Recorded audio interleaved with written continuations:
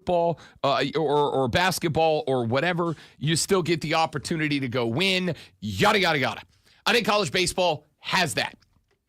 And I think softball does as well. Then you go to the super regionals. Now it's a little more specific. Now it's a little more dialed in. Now not only is it best v best, but it's best that have proven themselves against best that have proven themselves. But oh, by the way, even in regionals, if you lose one game, you're not cooked. You're not done like you are in basketball. In the supers, if you lose one game, you're not cooked. You're not done like you are in basketball. In baseball, you can drop one because your starting pitcher had a bad day, or maybe a guy got turned his ankle on the way into the stadium or whatever.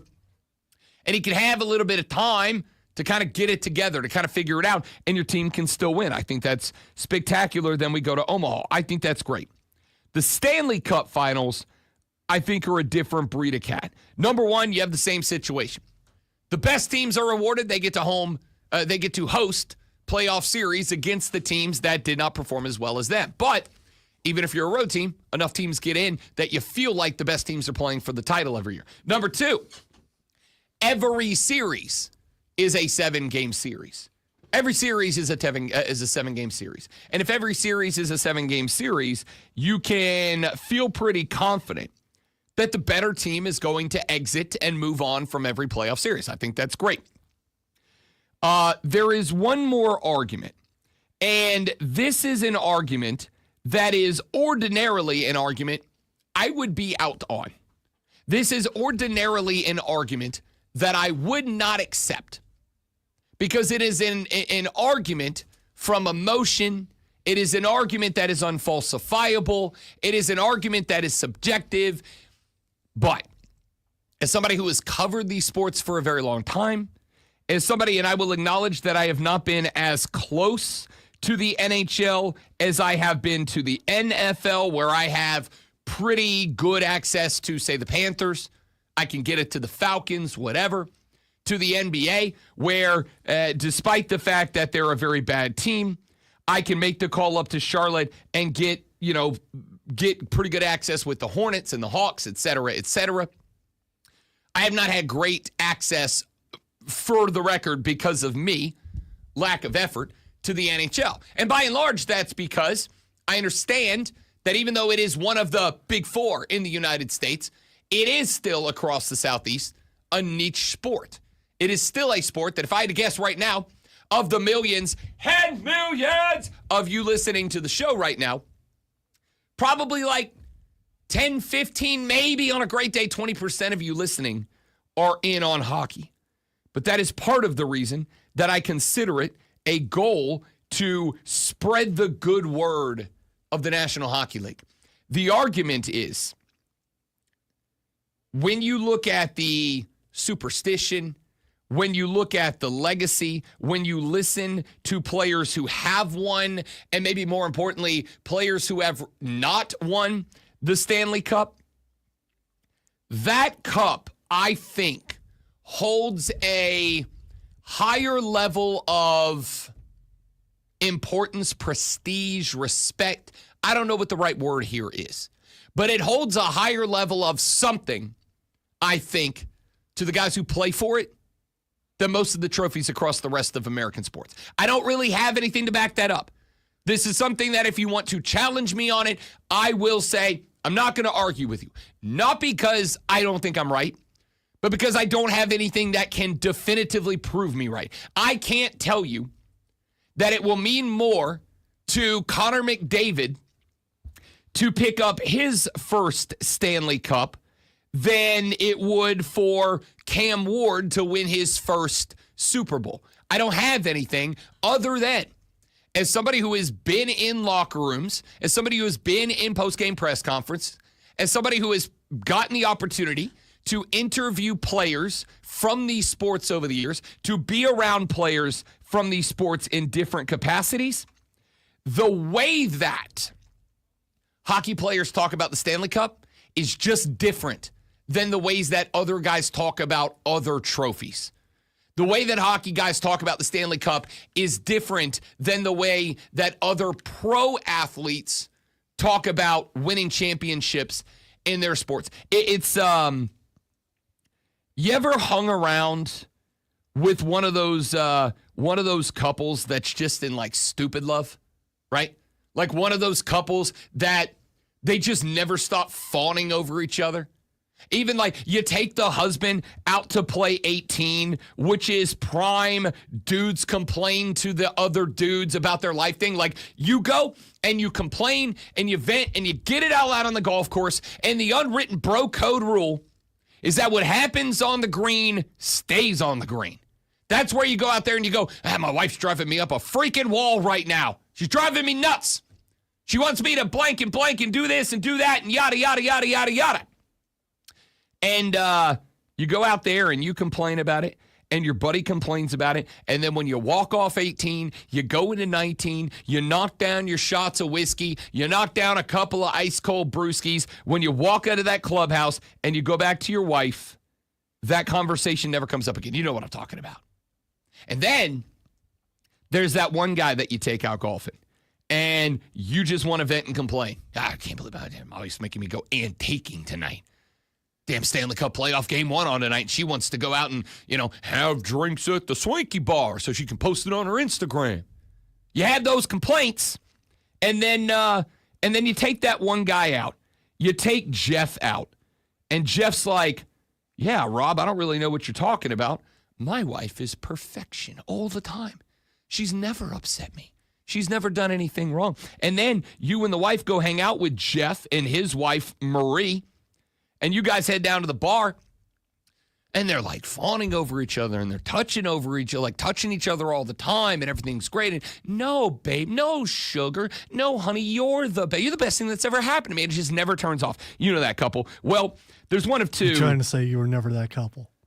No, I'm absolutely that couple. Okay. But my wife and wife and I now also give each other hell constantly all the time. Okay. All right. But we are also. No, I'm not saying that I witnessed it, but I'm not saying I didn't. Yeah, so, no, I mean, listen. I just say, I acknowledge and am not ashamed or afraid to acknowledge I dote on my wife relentlessly. Right? There's nothing wrong with that. I mean, you kind of made it sound like you weren't ever that person. No, so, I'm that person now. Okay. But we also give each other crap. But the point here is, if you've ever hung out with that couple, and those of you who know what I'm talking about, you know that couple, you know who I'm talking about, you know what I'm talking about, you know that couple. There's always one of two realities with that couple. Reality number one is that that's just really how they are. And reality number two is they have the worst marriage of all your friends, but they don't want to put it out there in public. That couple is how hockey players are with Lord Stanley's Cup.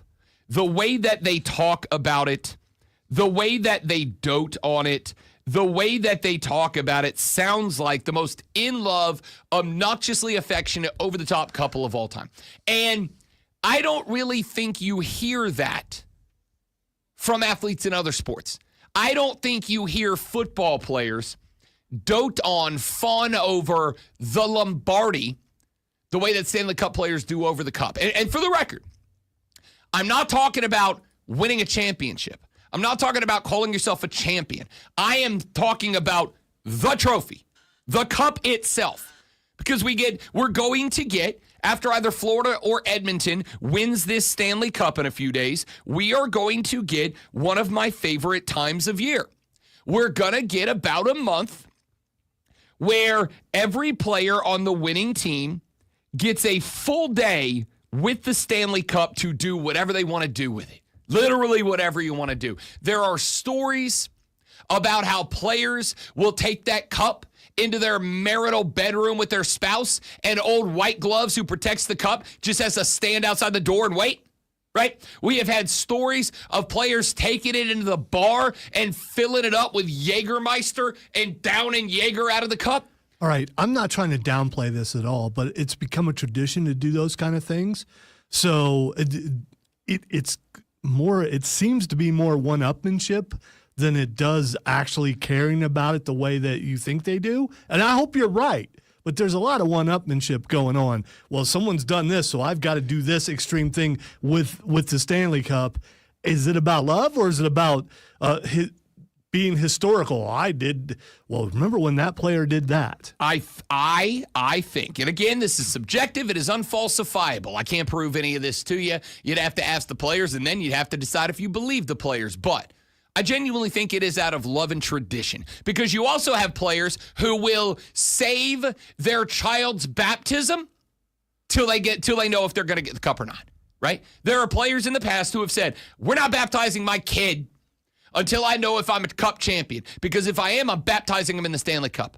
We have had players that have said, "We are literally putting our wedding on pause, not pushing it back. We're just pausing it now so that if we get the cup, and if I get my day with the cup, my wife and I are getting married with the cup up on the altar with us," right? Like, these aren't, to me, let's be outlandish. This is, I may only get one day in my life with this thing that hockey players spend their lives chasing. I think it's out of love and tradition of, I'm going to take the cup to do the most important thing that I want to do in my life. And there's some wild stories too. There's people who take it shark diving, and there's people who take it to, whatever. They take it out with their buddies just to go play golf, and they strap it into the golf cart for a day or whatever. There's great stories, and I love those 30-ish days where the Stanley Cup social media team is like, "Oh, would you look at that? Austin Ekblad took the Stanley Cup to the North Pole," or whatever. It took it on an expedition. Somebody carried it to the top of Everest, whatever. But you do not hear the athletes of any other sport venerate the trophy the way that the boys of hockey venerate Lord Stanley's Cup. And I firmly believe that is in large part because I think the trophy, not being a champion, not calling yourself champ, the day of possession of the trophy has more importance, more weight to hockey guys than holding the Lombardi does to NFL guys, or holding the Larry O'Brien does to NBA guys, or, frankly, anybody else. And so, to me, they bring that to the ice. At least it feels like to me. They bring that to the ice. Go back, to get you primed for tonight, go back and watch last year's Stanley Cup Game 7 between these two teams, and watch the level of raw exhaustion of the boys at the end of the game. All right, let's take a break. Back after this, we're going to talk some hockey today on the program and a whole lot more as the Rob Brown Show rolls on. It is the Fan Upstate.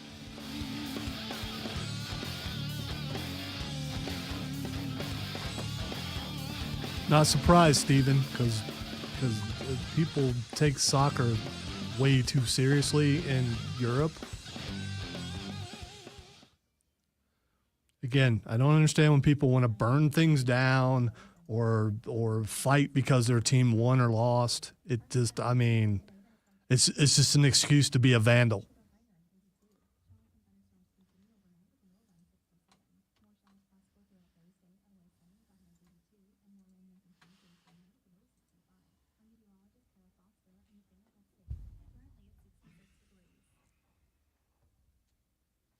Someone might have a walker down the hall.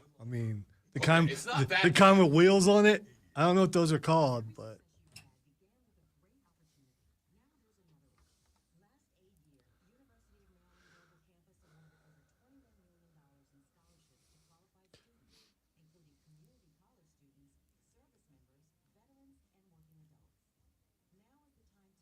there's nothing more sad, but also very much understanding of when watching someone else, deal with the old pains. 40's when it happens.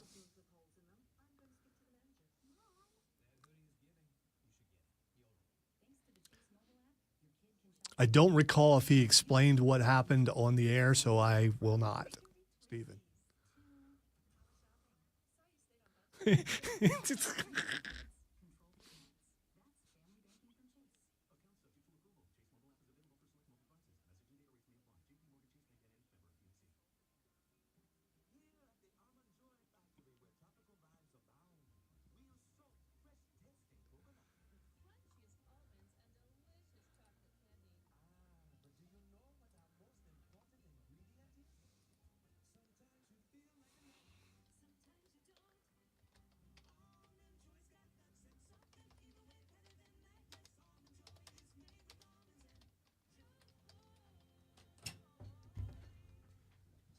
All right, I know you don't normally like these very much, but I just sent you something.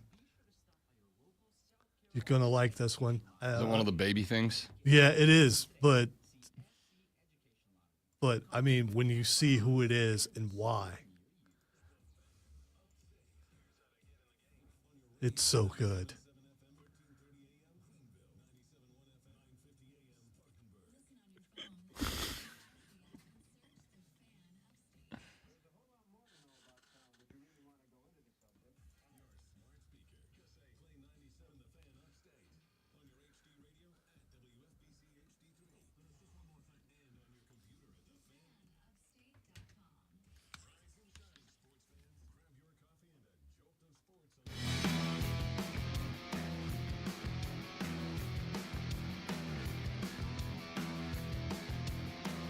As I proclaimed that they would, the Atlanta Braves dropped game 1 of 3 last night to the Arizona Diamondbacks. They are now 5 games off of 500, and they have hit the mark that I warned you if they hit that. I think you can go ahead and say the divisional race is effectively over. They are now a full double-digit 10 games back of the Philadelphia Phillies at this point. And oh, by the way, the Phillies, while an older team, are starting to get healthy.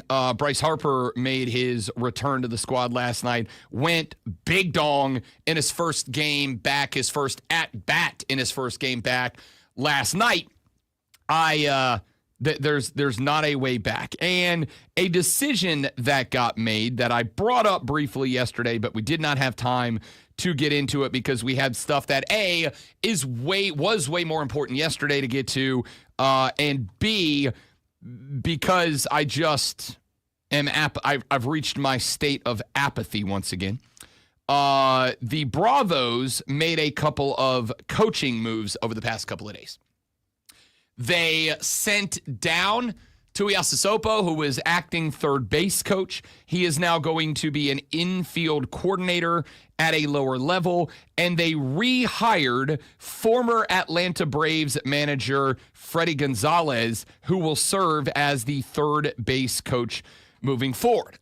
Braves fans, I think, will very much remember the tenure of Freddie Gonzalez. Fantastic players coach.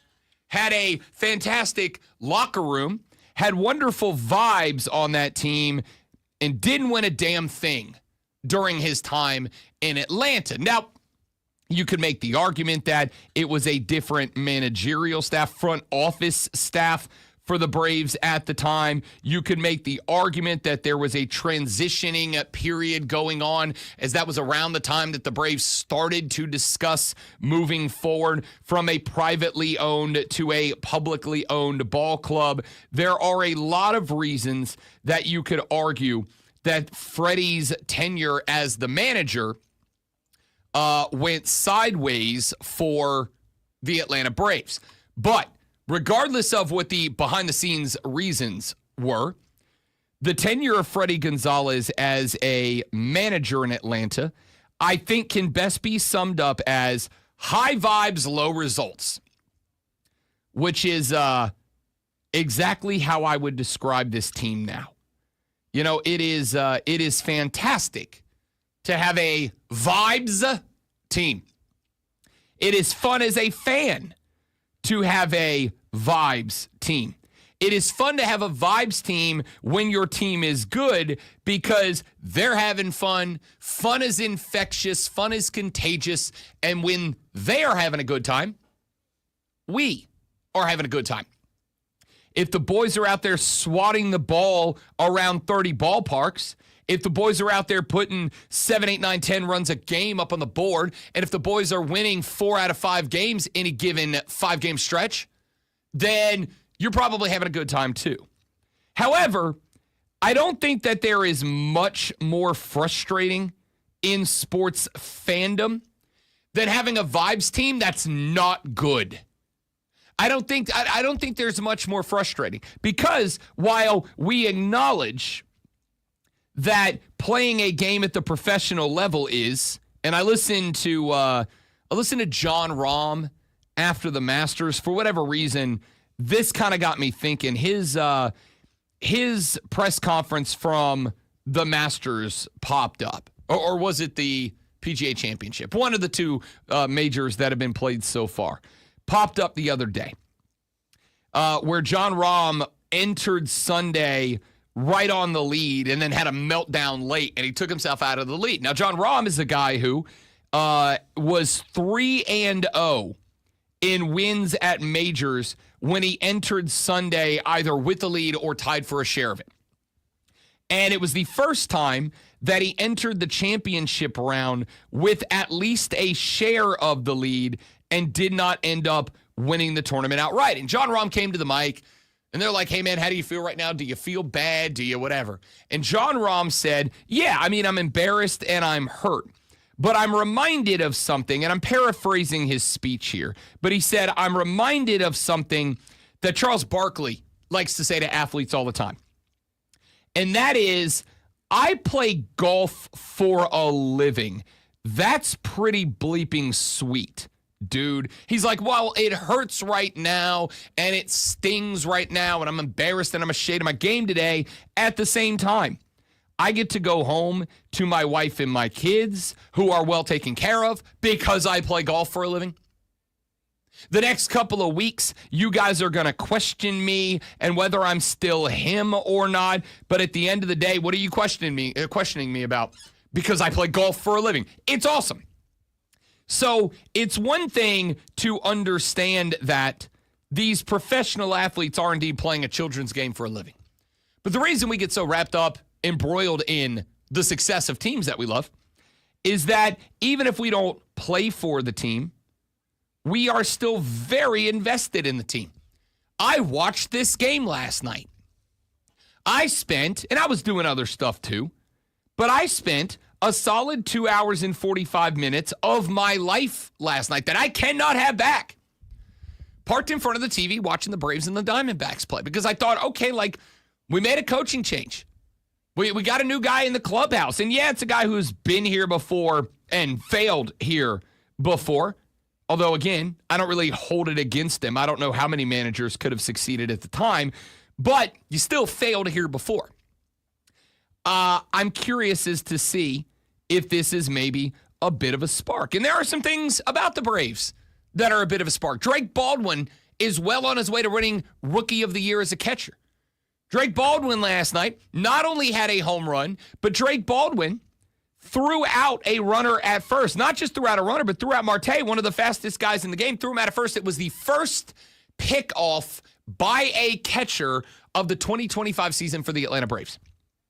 So there were some spots where you're like, all right, like it's in there. But at the end of the day, the Braves did not hit the baseball when they had clutch opportunities. I am so exhausted seeing Matt Olson do his little bat flip and grab it out of the air thing because he struck out again with runners in scoring position. It just keeps happening over and over.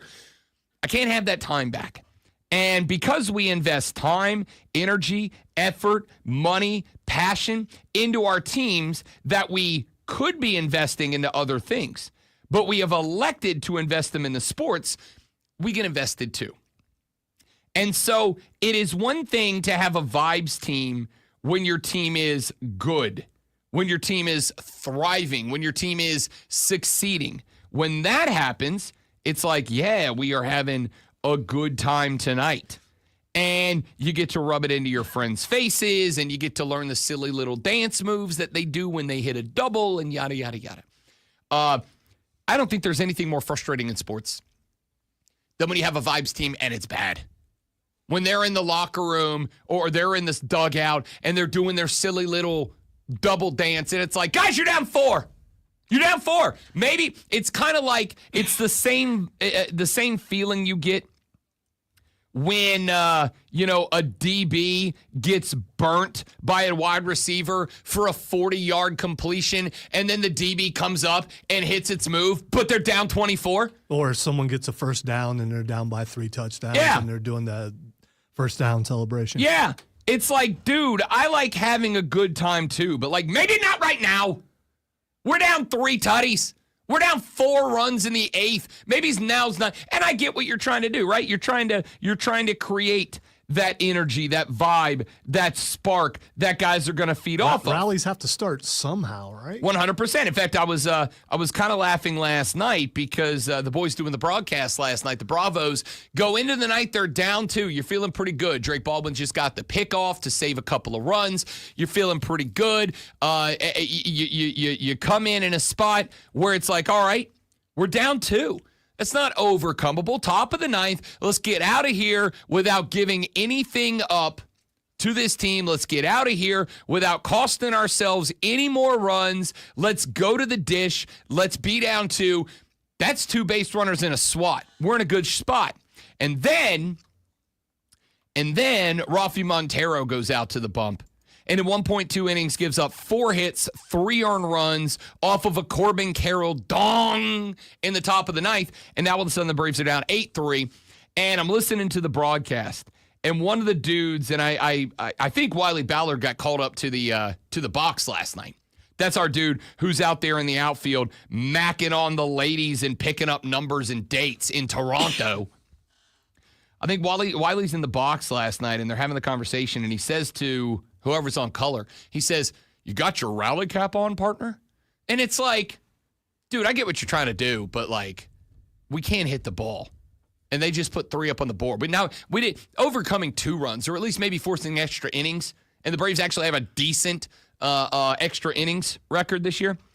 Getting the bat on the ball and forcing extra innings makes you feel like maybe you got a shot, but you just gave up 3 runs needlessly.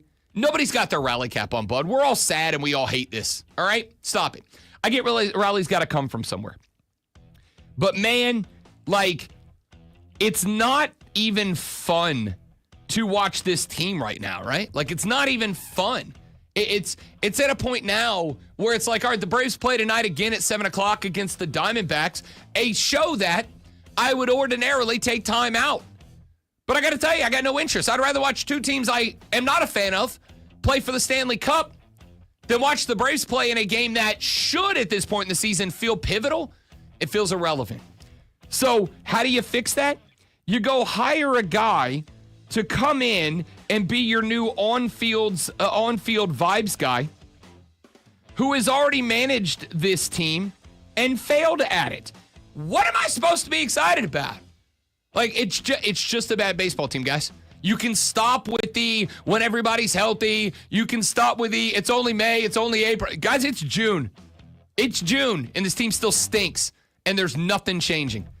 All right, we'll talk more baseball later on in the show. We got to run to a break. When we come back here in just a minute, you're going to help me start to build our perfect 10-man U.S. flag football offense to send to the Summer Games in 2028. Who do you want on that team and what position? We'll talk about that next on the Rob Brown Show on the Fan Upstate.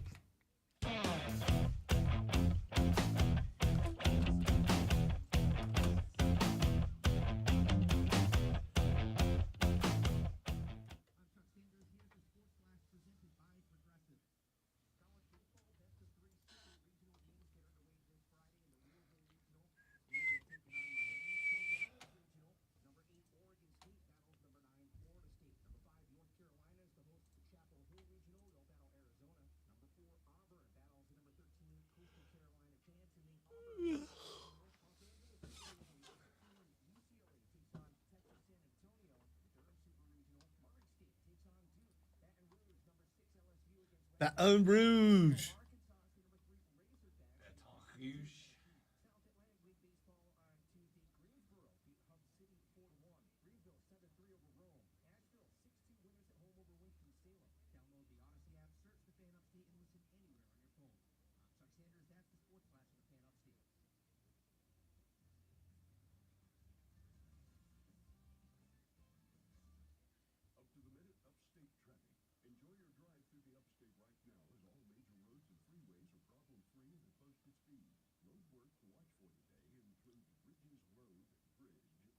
Bridges Road Bridge.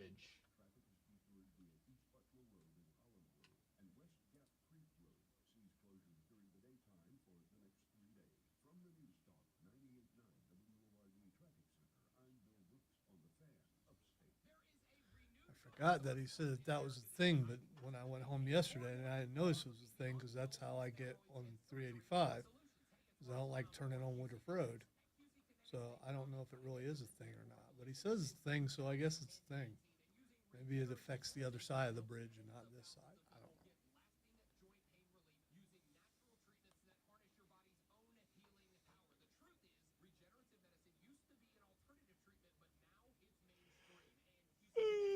don't know.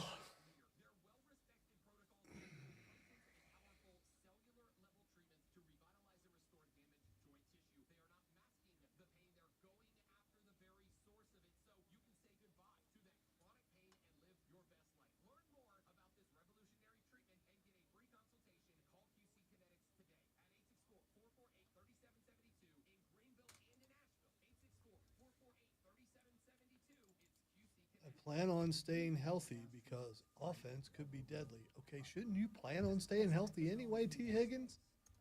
I mean, so if the offense wasn't going to be deadly, you planned on getting injured? Okay.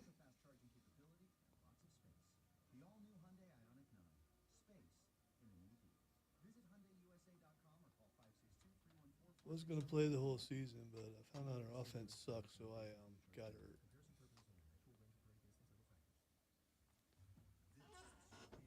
You don't think it makes it sound like his injuries might be faked? No, because, I mean, you still got to worry about making money, especially if you think you're going to move. Plus fast, dependable delivery, so he can rise to every challenge. Call 1-800-RANGER, click Ranger.com, or just stop by. Ranger, for the ones who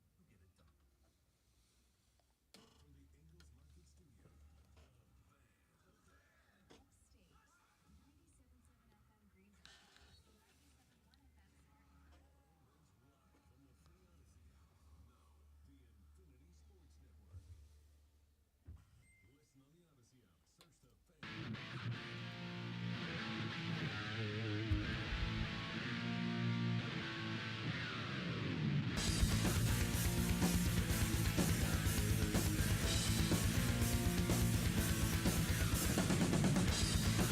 Pal.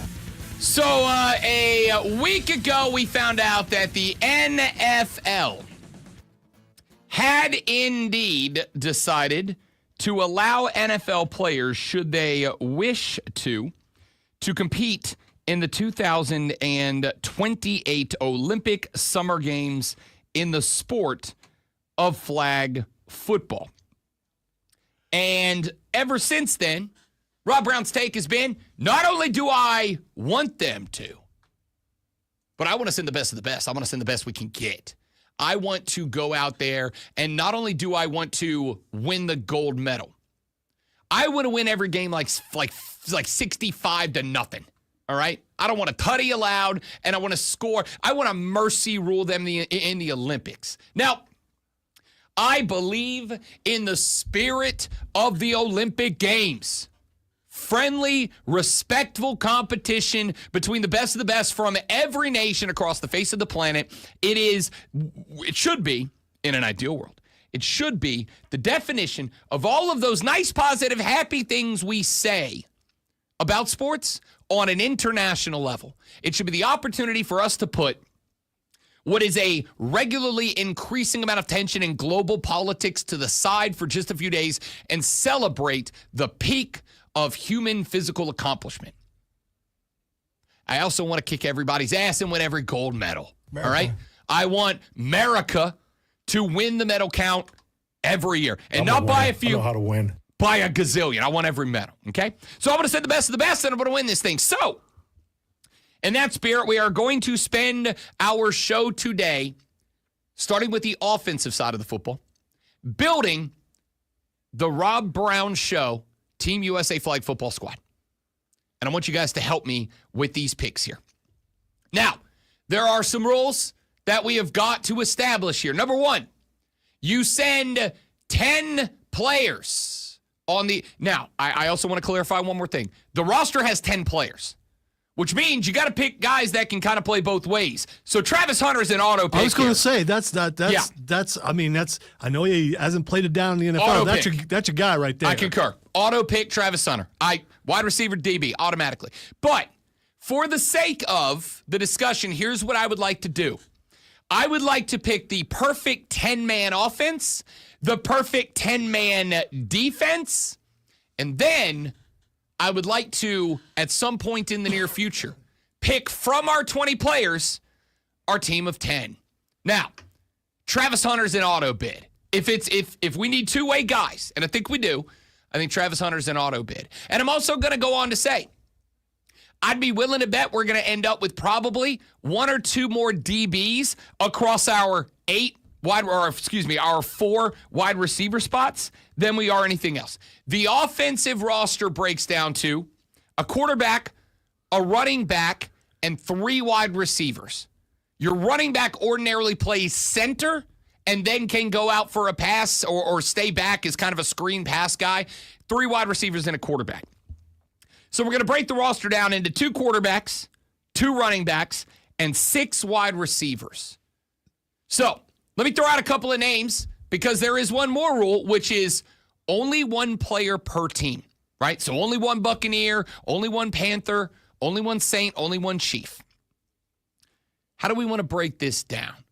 The very first question I had to ask myself here, great one, was of the 6 wide receiver slots, how many, if any, do we want to give to a tight end? How many, if any, do we want to give a guy who in contact football, regular American football, is usually your biggest end zone threat? How many spots, if any, do we want to give to a tight end? Because the more I started to put this list together, the more I kind of got to the point where I'm going, I don't think I'm putting a NFL tight end on this roster. I think the only reason why you would be a really tall tight end. Yeah, but I think there's really tall wide receivers, right? I think we could go with a DK Metcalf, and he could be that threat. I think we could go with a couple of taller wide receivers and accomplish the same point. DK Metcalf, I get, but what I'm saying is if you're not going with a really tall tight end, you've got to have at least one real physical specimen as a receiver so they can body guys in the end zone. I know it's flag, but a little hip check here, a little, shoulder check here. I'm not against it. I'm not against it. But when I started putting the list together, I found myself, because initially, and I'm a tight end guy, right? I played a little tight end in high school. You know who wants to play, and there's no way that Kansas City lets him play. You got to stop saying that. You got to stop saying that. Kansas City will not let him play. You are not the GM of Kansas City. They might. I wish I was. Man, I'd be a genius. But, they might. Yeah. They may very well look at this and say, hey, look, a little goodwill never goes nowhere, and we have one of the biggest celebrities in the sports world in Travis Kelce. If he goes to the dance, to the Olympics, and comes back a gold medalist, and oh, by the way, now we get to parade him out as the 2 most important titles of his life. The secondary most important title, Olympic gold medalist for Team USA. The most important, Mr. Taylor Swift. If we parade Kelce out with a gold medal, that's huge. And the likelihood of him getting banged up isn't any worse than anybody else's. Don't get me wrong. I want him to play. I do, but I think maybe I don't know if his game translates to flag football. I have no idea. That's part of the fun of building this roster. So here's where I landed. And if anybody wants to make the argument outside of this, I accept it. I don't think I'm sending any tight ends. And there's some good ones. Brock Bowers would be like a dangerous end zone guy. But I don't think I'm sending a tight end. I think I can come up with a couple of wide receivers. Mike Evans is 6'5". Alan Lazard is 6'5". There are dudes out there across the league that maybe they're not that 6'7" monster, but I'll go with the wide receiver that I know can jump out of the gym at 6'5", and in flag football, because part of the reason you go with a big, healthy tight end is because not only can they go up and get the rock, but you know that as a bigger dude, they're probably going to be better about taking contact to the ground and maintaining the rock. It's not just about guy that can jump. There's guys that can jump all across the league. It's about guy taking the ball into the air, taking that contact across the middle and coming down with it. But you also want, aside from that, you also want guys who've got moves. Receivers that can juke people out of their shoes. I Because agree. that is necessary in flag football. I think that's a big thing. I also think you got to have speed on the outside, right? I think, let's be real, with probably 90% of the teams that are there, we could win every game with drop a 9 route down the sideline and just have one of the fastest people in the world go get it, right? So, with those things being said, let's start with our wide receivers. But I also, again, have to caution you, keep in mind, you only get one player per team. So if you take a wide receiver off of, say, Philly, you can't have Jalen Hurts. Now, That's fine. I don't think he's going anywhere. well, I'm using him as an example. I'm mentioning that because when I was putting my quarterback list together, I had to eliminate a wide receiver from contention because I had a guy from the same team. The wide receiver that I eliminated was Scary Terry McLaurin from Washington. Why? Because I want to send Jaden Daniels. I want to send Jaden Daniels, and here is why. A lot of people are running to Lamar Jackson, and it's understandable. Jaden Daniels is a more nimble, faster version of Lamar Jackson. Yeah, you know my pick. So, and he plays in Arizona whenever there's not a video game out that he's into. Kyler Murray That's my pick. Kyler Murray is my pick. I think he's perfect. may not be a bad pick. May not be a bad pick. I'm going to go Jaden Daniels, and I'll tell you why. Because while I have seen, I think, improvement out of Kyler Murray, I'll tell you what I haven't seen out of Kyler Murray. I don't think I've seen him with the boom cannon arm with accuracy that Jaden Daniels has. I think Jaden Daniels with Scary Terry. If I could send a duo, that's my number one quarterback wide receiver duo is Scary Terry and Jaden Daniels. But I can't have both. I got to pick one. I like Kyler Murray a lot. And Kyler Murray was very close to the top 4 QBs on my list when I was pulling this together yesterday. But I'm going with the reigning, defending, undefeated NFL Rookie of the Year, Jaden Daniels. I think he's got probably the best and most nimble legs while having a boom cannon that I can trust when I do send somebody down on the 9 route because France has got a junior accountant playing cornerback. And I'm going to absolutely cook that dude on international television. So I'm going to go with Jaden Daniels. Here's my other QB. And this one I think of the two is probably going to be the more contentious. I think Lonzo's going to like it. I don't think you guys will. QB2 on the roster that I'm sending, great one. Baker Mayfield. Give me Bake.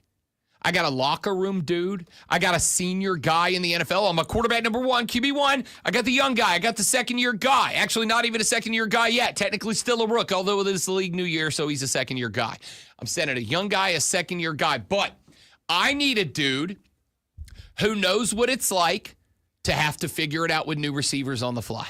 I need a guy who can go in and is a vibes guy. You ever heard the story or the stories from new teammates talking about their time with Bake when he showed up? There was one last year from Tristan Wirfs, I believe, one of the Tampa offensive linemen, who was telling the story about when Bake got down to TB after getting cut by the Cats. He went down to TB. This guy was one of the offensive linemen was like, yeah, I was in the locker room. Like I was getting ready to go do a workout. Bake walks out. He goes in. He's working out. We're talking. He's like, hey, man, you got plans after this? I'm like, no. He's like, cool. I'm staying in a hotel. What do you say we hit up the hotel bar and do a little getting to know you, getting to know all about you? And the guy's like, well, that's my quarterback, man. I got to say, yeah, right? He said, I went to the bar with Bake, and we had a ball. Not only did we get to know each other, we talked a lot of football, but we also got to talking about life, and I'm now a Bake guy all in. That's kind of Baker's personality. For all the stuff that's been said about Baker, you will not find an NFL player who's played with Baker Mayfield who has a bad word to say about the cat. In fact, there were Browns players when he got cut that were like criticizing the team about it. There was one certain receiver that started all those. Okay, you won't find a non-wide receiver. I think it was an OBJ. I can't remember who it was. It was a high-profile receiver. That's who I think it was. If there are, there in ain't Cleveland, many. there was a rift between the two, and that started the whole Yeah, but thing. I would also say that whole Cleveland locker room is toxic Yeah, because that's of the true. leadership. So I'm going to send as my 2 quarterbacks. I'm going to send my 2 quarterbacks, Jaden Daniels from Washington. Trust him with the legs. Trust him to make smart decisions. Trust him to throw the ball accurately down the field.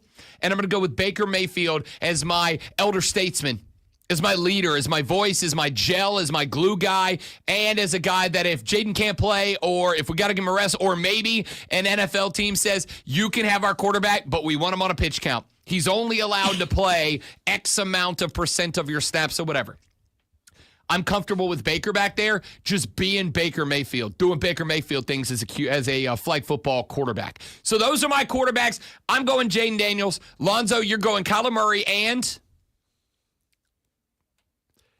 by the way, Shedeur Sanders. And here's the reason why. First of all, he was nearly getting killed in Colorado a couple times. So he's very elusive as far as that goes. He's got a good arm. What's he do when he doesn't have an offensive line? And well, exactly. He already did that. And Cleveland wouldn't have a problem sending him because Cleveland is not very smart. Again, they would never stuff's got to stop because we don't know. And you also have who we both already shoot in as receiver DB. You already got that guy, so you got that connection. You know what? That's fair call. That's fair call. So I'm sending Jaden Daniels from Washington and Baker Mayfield from Tampa. Lonzo is sending Kyler Murray from Arizona and Shedeur Sanders from Cleveland. So now we have, for my team, no more Commanders, no more Buccaneers. And for Lonzo's team, no more Cardinals, no more Browns players are allowed on this team. Who are you taking at quarterback for the flag football team? Texter said, Buckeye Mike said, C.J. Stroud is my pick. He is more accurate than any of the 4 guys that you mentioned. But see, here's the thing. I also agree, but they're not going to let him go. I'm also thinking about who would be allowed to go. Okay, I'm going to change the rules of our game because Lonzo's aggravating me. Why? I'm going to change because I'm doing the Rob reality thing? No. Because I want, on the rare occasion, the exact opposite. This is compulsory service. We are drafting like the military. If your number gets called, you're going to LA and you're giving us your best. By the way, I'm not changing my picks because I still think Kyler Murray is the most flag football like quarterback out there. And again, Shedeur can do just about anything that a lot of the other guys can do, but he also has that connection with that receiver, and I think that's a big deal. I don't have an issue with that. So compulsory service, ladies and gentlemen, whoever you name to the Rob Brown Show flag football team are obligated to go and compete. Who are you sending at quarterback? I am sending Jaden Daniels from Washington. I am sending Baker Mayfield from Arizona. Lonzo is sending Kyler Murray from Arizona, Shedeur Sanders from Cleveland. It is compulsory. Who are you sending? I am going to say Buckeye Mike. I like C.J. Stroud a lot. I've made that very clear. I do not know at this point in time, I do not know that I am going to go down the path of C.J. is more accurate than Jaden Daniels right now. I'm not going to do that, and I'll tell you why.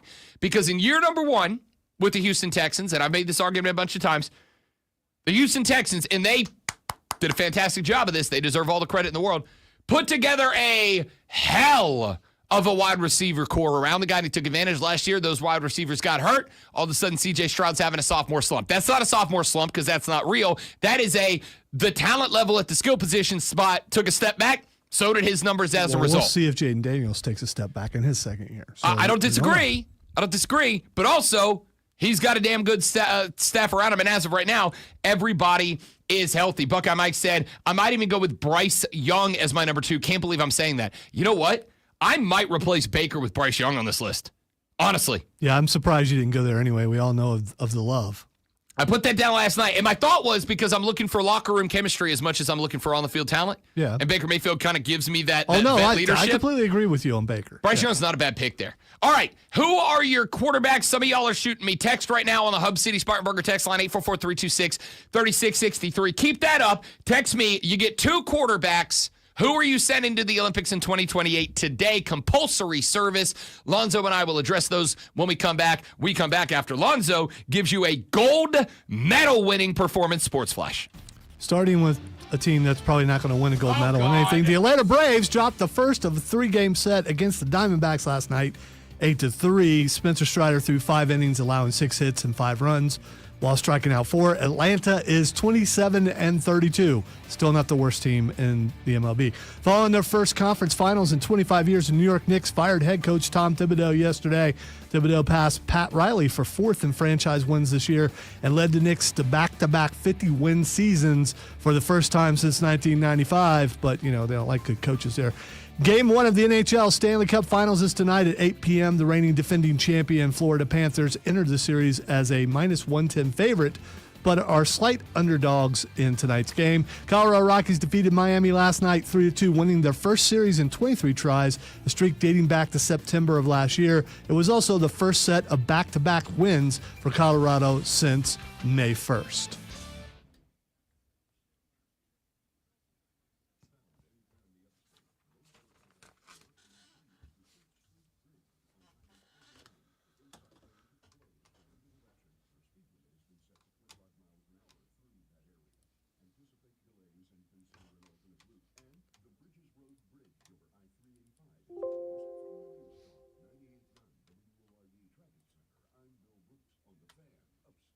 Attention taxpayers. If you or your business owe the IRS back taxes or have years of unfiled tax returns, the IRS has greenlighted billions of dollars in tax relief to those facing financial hardship through its tax relief initiatives. If you have a delinquent tax problem and possibly facing wage garnishment, liens, levies, audits, or already in a payment plan, you may now qualify for significant relief. Qualifying and enrolling in this program could stop all collections, settle your tax problem, and may even reduce what you owe by up to 99%. Call the hotline at TaxPro USA to see if you qualify by dialing 800-330-0322.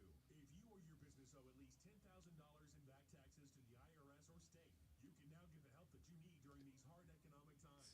Call TaxPro USA to get your free tax assessment to see what you qualify for by dialing 800-330-0322. 800-330-0322. That's 800-330-0322. VP of Digital Marketing for the American Management Association, a company focused on the management training skills needed to enhance the careers of business professionals. We did our research when it came to the best companies for website development and chose AmericanEagle.com. We couldn't be happier. AmericanEagle.com worked closely with us to understand the front and back end requirements needed to launch an e-commerce website that could handle the complexity of running thousands of seminars nationwide. Our robust new website and improved SEO saw immediate increases in site traffic and web revenue. If you're in need of managing Good choices. I like that. visit our website at amanet.org. If you're in need of a website that provides an unparalleled consumer experience, I highly recommend AmericanEagle.com. Transform your business today. Dial 877-WebNow1 for a free digital consultation with AmericanEagle.com. Unique and unlike any other sports talk show, it's BetMGM Tonight, Monday through Friday from 7 to 11, only on The Fan.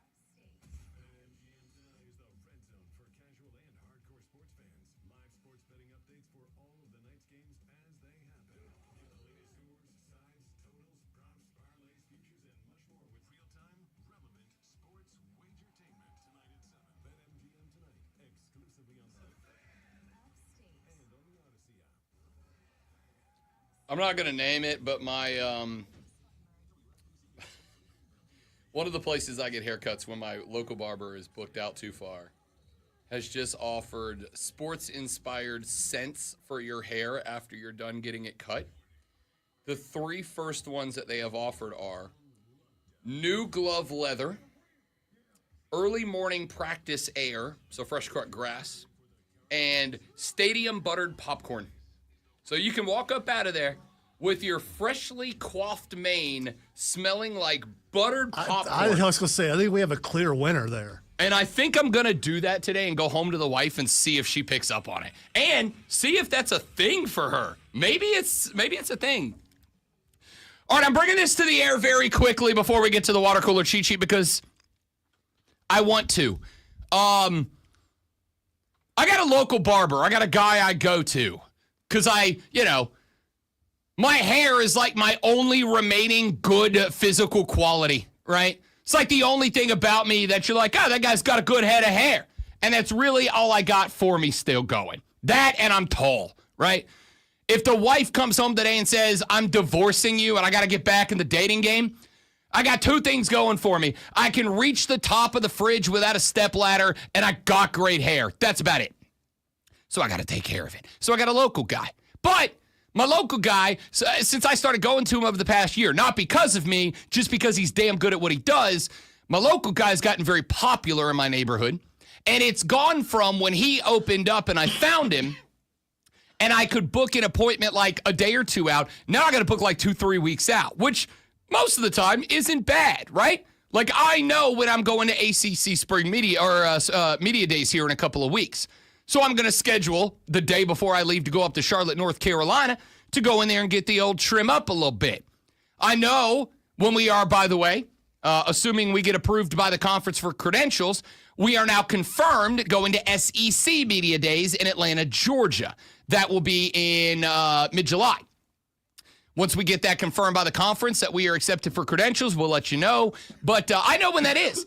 I'll book myself a date before I head to the SEC Media Days to get the old trim and coif so that I look good when I sit down with old Shano and the gang, yeah? But sometimes you just got to get an on-the-fly cut, right? Like I've got an event tonight to go to. The BMW Pro-Am Media Celebrity Cocktail Hour or whatever it is.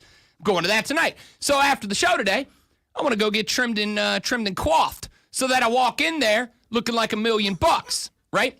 So I went to my backup spot. And I will acknowledge it's a chain joint, all right? But that's okay. There's a girl who cuts my hair at the chain joint that I really like. She does a good job. So I went to go online to book my appointment for after the show today to go in there and get trimmed up a little bit. And I notice that my haircut place is now offering scents so that when you get the old coif and trim, you can walk up out of there not just looking good, not just feeling good, but smelling good too. All right? Fellas, trust me on this. The ladies love a good scent. They love a fella who smells nice. So they just put out a trio of scents that you can be spritzed with when you walk up out of the building to take home to your lovely partner or to take out at night to try to maybe find a lovely partner either for the foreseeable future or maybe just the next few hours. The three initial scents that they have rolled out that you can walk up out of the joint smelling like great one are early morning practice air, the scent of fresh cut grass. Yeah, that turns some people off, and some people are allergic to grass, so that might be a repellent. Scent number 2. Unless you're going for an earthy kind of girl. I mean, which you might be. I mean, that's Maybe up so. to you. Scent number 2, new glove leather. Now I'm going to keep it a buck as an old school baseball guy. There was nothing better, man, than when you got that new glove for the new season. You went in there. You got the whole process. You got to take some oil. You oil that glove up real good. All right? You take a baseball. You put it into the pocket of the glove. Then you take a bunch of rubber bands and you seal that glove around that baseball so it develops that baseball shape in the middle. Then you take that oiled up glove with the baseball inside. You pop it into the oven for a little while. You let that heat get that oil good and cooked into the glove a little bit. Now when you pull it out, that glove is broken in. It's got the baseball sized in. And man, that new glove leather, like a dream. But then. Yeah, I don't like that. I don't. If you can taste the smell, it becomes a problem if it's not something that you eat. Then there's scent number 3. Scent number 3, I told Alonzo during the break, and it is the reason that I decided to bring this up on the air right now, and we'll talk about it later after we get to the cheat sheet. But scent number 3, stadium buttered popcorn. And now I'm going to keep it a buck. When I read that, my initial reaction was, listen, I mean, look at me. The reason I go in here on the regular to get the hair cut and trimmed is because it's my only good physical quality. I've dropped a bunch of LBs. I'm now down. I'm sitting around 210, 211 pretty consistently. I've kind of plateaued out. I'm having a struggle getting below that 210, but I'm okay with 210. I'm pretty good with that. I'm wearing a large shirt. You know when the last time I wore a large shirt was? A very long time ago. I'm wearing a large, not an XL. Feel pretty good. But I'm dad-bodied, all right? I still got a little bit of that, my man likes a good Coors Light belly going on. I still got a little bit of that never says no to a buffet gut going on. Here's what I don't need. And this is a gut reaction. What I don't need is to go home to see the lady when she comes home from a long day of work, to have a candlelit dinner made, to go, hey, baby, I'd love to rub your back tonight. And she goes, do you smell like popcorn? You fatty? Were you knocking down a bucket of popcorn while I was at work today? That's not how that works. But what I'm hoping is that's not how that works. What I'm hoping is, because the lady friend and I, we both love movie theater butter popcorn.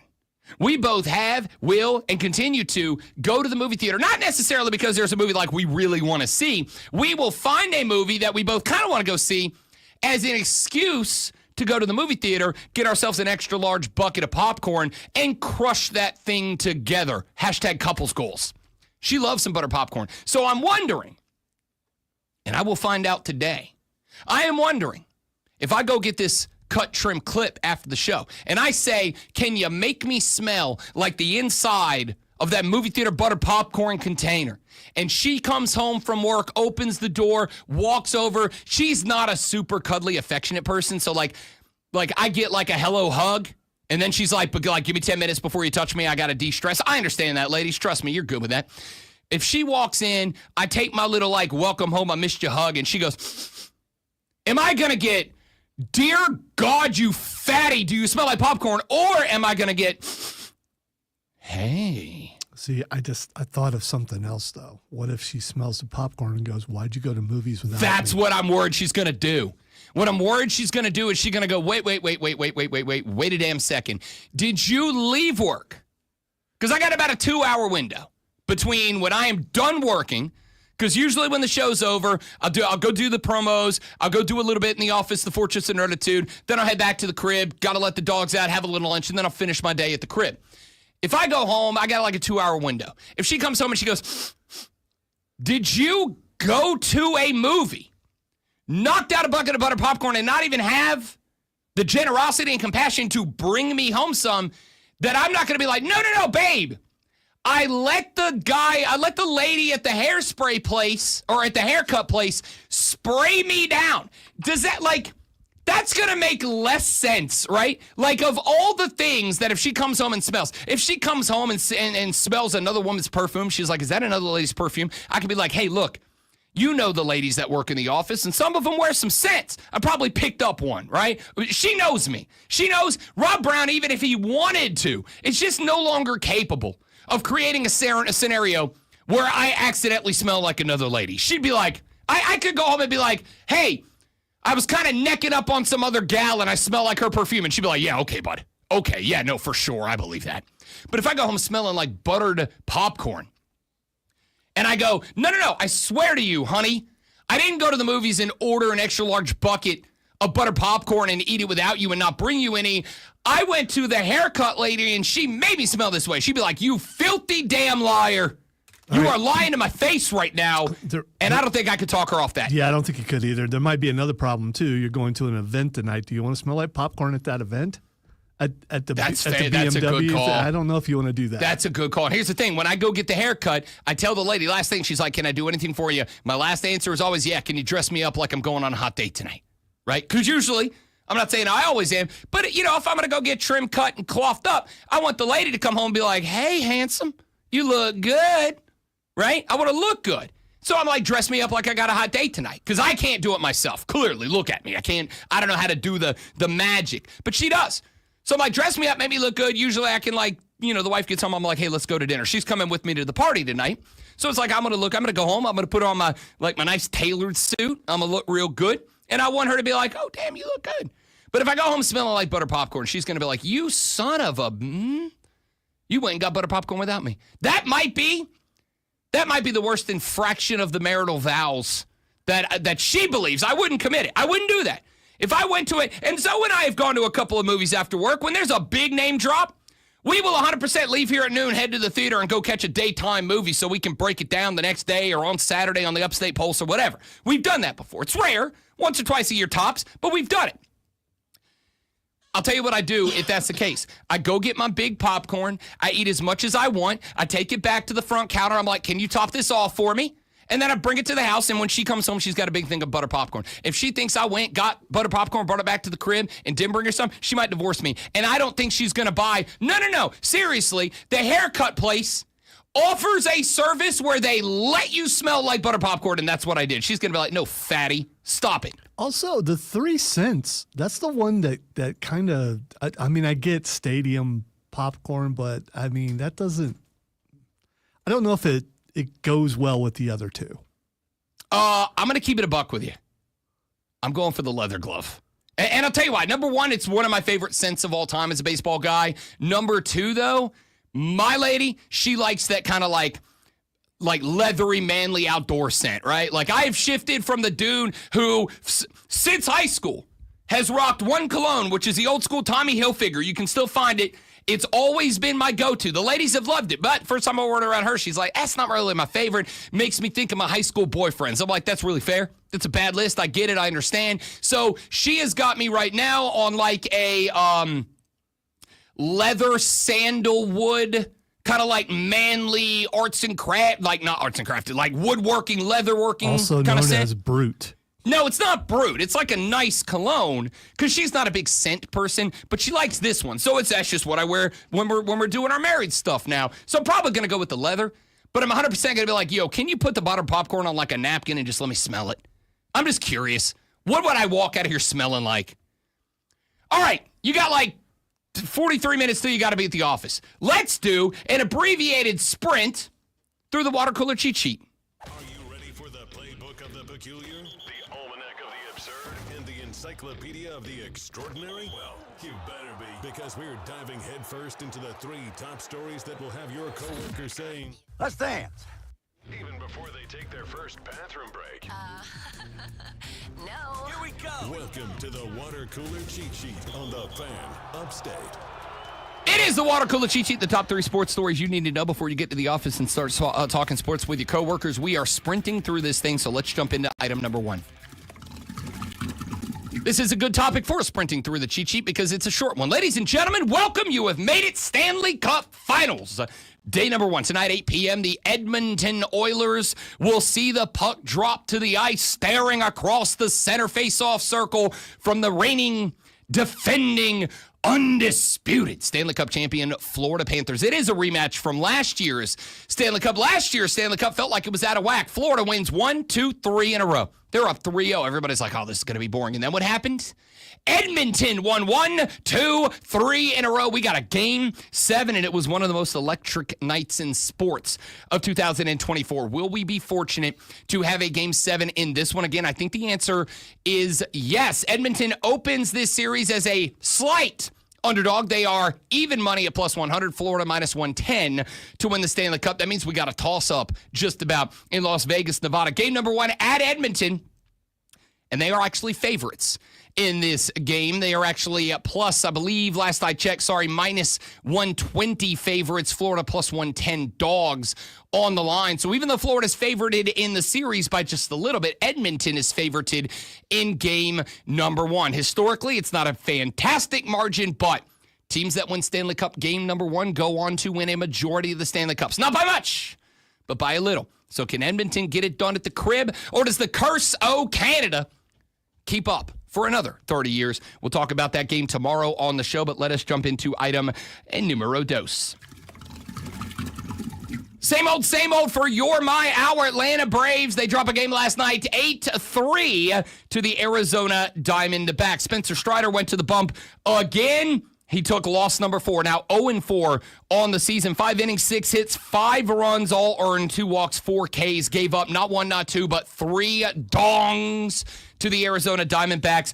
Last night, offensively, the Bravos managed 6 hits in the game, but they were just 1 of 3 with runners in scoring position. It is not the 1 of 3. Hell, if you told me this team was 33% from the dish with RISP, I'd be like, that's pretty good compared to what we were doing. The problem is they were just 1 of 3 for 33% from the dish, meaning they only had 3 runners in scoring position throughout the night. The other runs came from a big dong from rookie Drake Baldwin, who was well on his way to, I think, being a Rookie of the Year finalist. He did win Rookie of the Month for the month of May and continue the heater last night. Not only did he get the big dong last night, but he also became the first Braves catcher on the year to pick off a runner on the bases. He got Ketel Marte on first. He saw him kind of getting lazy, lackadaisical, getting back to first after a strike, gunned him down, one of the fastest players in baseball. That was the only moment of bright spot last night for the Bravos. It was only 5-3 headed into the ninth, but then Corbin Carroll, who has been excellent this year, hit his second home run. Carroll had 2 dingers. Marte had 2 dingers last night, and that was the difference as the Diamondbacks get game 1 of 3. The Braves now 27 of 32. They are officially double-digit games back, 10 games back of the Mets, and if that's not bad enough for you, they're 9.5 games back of Philly, and if that's not bad enough for you, the Braves now trail the Washington Capitals in this run. Sorry, Nationals. Capitals of the hockey team. I got hockey on the brain. What do you want? They now trail the Nats in the NL East. As far as the MLB overall standings go over in the National League, the Atlanta Braves have won 27 games. The only teams with fewer wins are the Miami Marlins, the Pittsburgh Pirates, and the hapless Colorado Rockies. Things aren't good. And he said, Brian, who cares if they don't win the division, Rob? They can get in with the wild card and go on the run. They're not even close to being a wild card team right now. They're the 4th best team in the East. They are the 4th best team in the Central. They are the 4th best team in the West right now. It's not good. It's just not good. Let's get to item number 3. You may not care about this story, but it is a big deal. Fresh off of their deepest playoff run in a quarter of a century, the New York Knicks fired Tom Thibodeau yesterday. The decision came 3 days after the Knicks were ousted from the Eastern Conference Finals in 6 by the Indiana Pacers. It also comes after New York advanced further than expected with a relatively new core of players knocking out the reigning defending champion Boston Celtics in the second round. Thibodeau this year passed Pat Riley to rank 4th on the franchise list in victories, led the Knicks to back-to-back 50-win seasons for the first time since 1995. Rob was 10.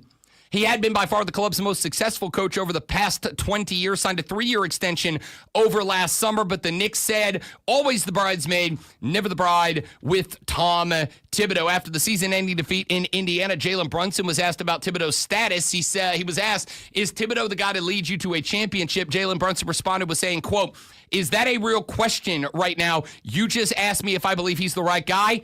Yes. Come on. End quote. 3 days later, Tom Thibodeau got canned. Long known for playing his starters for big minutes, even as the league conveniently started to move towards more rest for starters. He continued to lean heavily on the starting 5, but you did see a change in the last 2 series.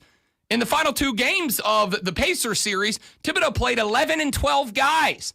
He learned, he got better, but it just wasn't quite enough. Thibodeau will end his time in New York with a .579 career winning percentage, the highest by any coach without a finals appearance in NBA history, with a minimum 300 games coached, according to ESPN. Tom Thibodeau out as the coach of the New York Knicks, regardless of the success that he had. All right, when we come back, we are building the ultimate Rob Brown Show flag football team today. We have started with our quarterbacks. I'm going Jaden Daniels out of Washington, and Baker Mayfield out of Arizona. Alonzo going Kyler Murray from Arizona, and Shedeur Sanders from Seatown. Who do you got? Who's your starting quarterback on the Rob Brown Show flag football team? We'll take a look at your picks, your votes. We will select our 2 starting quarterbacks, and we will start working on our running backs. We'll do our wide receivers in the 8 o'clock hour of the Rob Brown Show and the Fan Upstate. You see. All right, guys, quick live read coming right back. Stay right there, please, and thank you. You're all amazing. Love you. Be right back.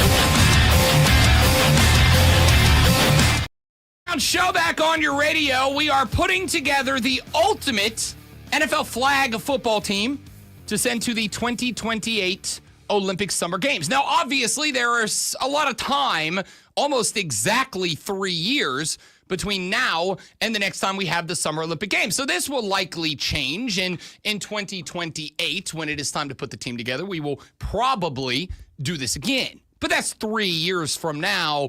Who the hell knows what will happen between here and then? We'll find out. So we're going to do it today. Last week, the NFL announced, or a week and a half ago, the NFL announced that they will allow NFL players to, if they wish to, participate in the Olympics. There is a couple of rules. The big one is that only one player per team may be on any given national team. Because let's keep it a buck.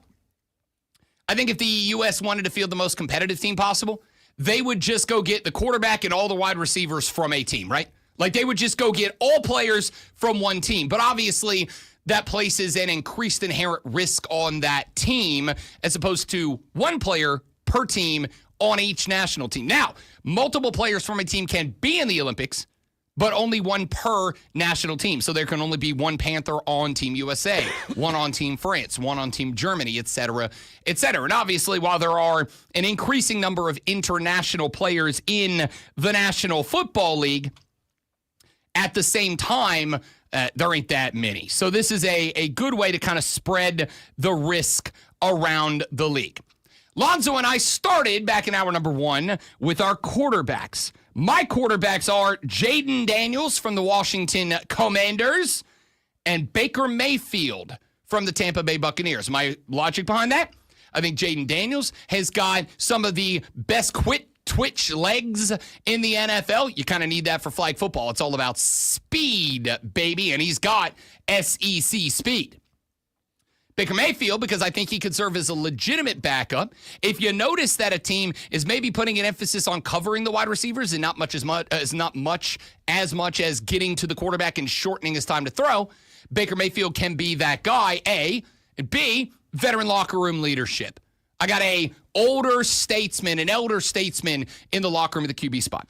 Lonzo says Kyler Murray, because he's got perfect flag football form moving around in the backfield. And then Shedeur Sanders. A, he's got something to prove. B, he proved that he can absolutely play scramble football. That was actually almost a critique of him to some degree in the NFL draft. And because with a limited roster, it makes all the sense in the world for the lone Jacksonville Jaguar rep to be Travis Hunter, who can be, and I think would be, a two-way player for Team USA. Bang, now I got a quarterback wide receiver with chemistry that's pre-built in. Actually, really, the more I thought about it, I actually really like that pick. So, I have asked you guys to name your quarterbacks on the Hub City Spartan Burger text line, 844-326-3663. I'm going to read you a couple of the texts we have gotten so far. Then we'll start working on our running backs. Buckeye might text the show. Said, put this on TV. Jaden Daniels and the NFL's LSU wide receivers against C.J. Stroud and Ohio State's NFL wide receivers. What a flag game that would be. Yeah, that actually would be awesome. That'd actually be awesome. Although I would say I'd put Joe Burrow in there before I put Jaden Daniels. I just think Joe Burrow would be a more entertaining, compelling watch if we were doing that matchup. But as far as going to the international level, you'd be covering both teams, Ohio State and LSU. That's also true. So but play for both. He did wear a jersey that said Boreaux, so he's an LSU guy now. He is. Texture said, I would go with Bryce Young as my number 2. Can't believe I'm saying that.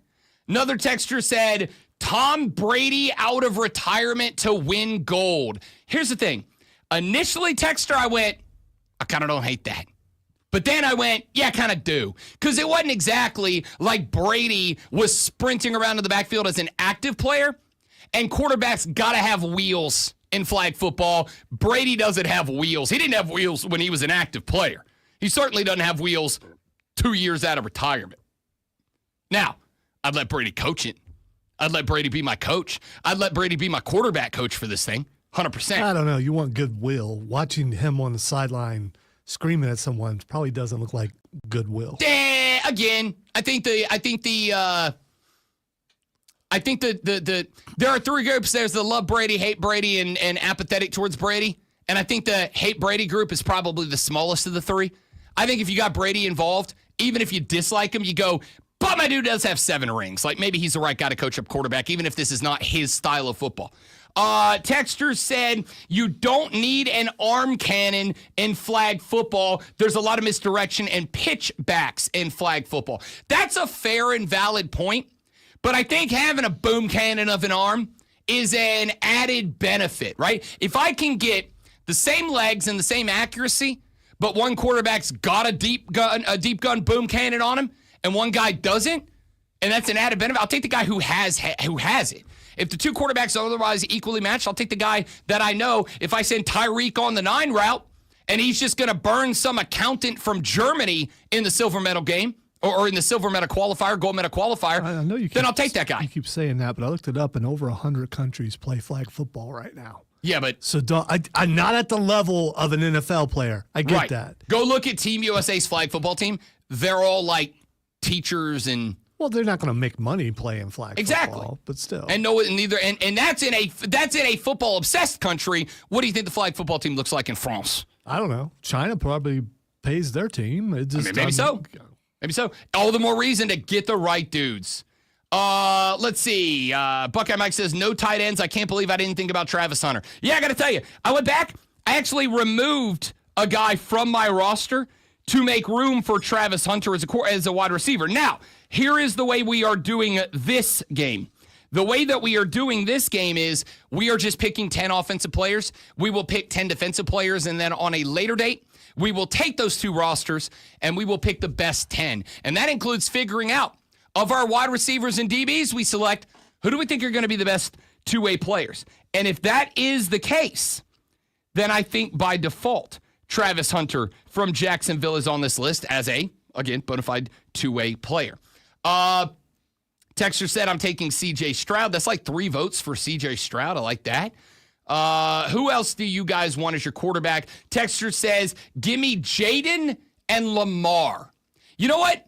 That might be interesting because you are taking 2 quarterbacks who have a similar, not identical, but similar style of game. You got one who's a little less experienced, maybe a little less accurate in Jaden Daniels, but he's a little bit faster, a little bit more nimble than Lamar is. And you're taking Lamar, who has got, again, a similar game, so your wide receivers don't have to change a lot. Little less nimble with the legs, maybe a little bit more accurate, but also understands how to be a leader in the locker room, which is something Jaden Daniels in year 2 probably is still working on. Texas said, start the old guys. The young guys will have a chance that he medal later in life. Peyton Manning, exclamation point. Peyton, I'm going to say no to, same reason as Tom Brady. Peyton was a galloping, drunken baby gazelle when he was a starter in the NFL. I doubt Pepe's got the same wheels under him that he didn't have when he was an NFL guy. I'm not saying there's no retired quarterbacks that I would say yes to, but not those two. Not those two. All right, here's what we're going to do. Yeah, maybe Michael Vick. I mean, there's a style Michael of player. Vick's been gone a long time. I know. You said retired players. If I was going to pick a retired player, it would be him. There's a style of quarterback you need to play flag football, and people keep picking statues. Yeah. You can't. This is not a pocket passer. No, it's not. That's exactly right. Not a pocket passer game. All right, here's what I would like to do. We will allow you guys, because quarterback's the most important spot, I would like your text for the next 26 minutes for your 2 starting quarterbacks. Give me your 2 starting quarterbacks. We'll count up the votes at 8. At 8 a.m., we'll do the audio blitz. At 8:20, we will shift it over to the running backs. Shift it over to the running backs, okay? We're going to go with our 2 running backs in the 3rd hour of the show, and then the 4th hour of the show, we'll do our wide receivers. Here's what we got coming up for you in the next segment. The Carolina Panthers every offseason do a YouTube series called The Blueprint. They aired their first episode Monday night. There has been a reaction to it, including Rapo and McAfee on their show yesterday. I'm going to play you a clip from the show that I thought was compelling, and then found out that Mac and Rapo had a whole segment where they talked about how compelling it was. And you're going to give a lot of credit, or at least I am, to the Carolina Panthers for a genius way of handling the distribution of this video next on the Rob Brown Show on the Fan Upstate.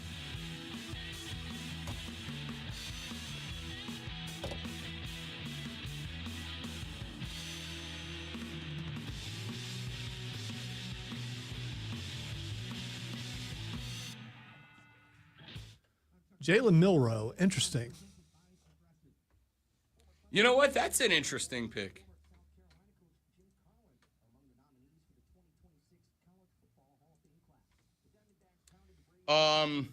Tomorrow.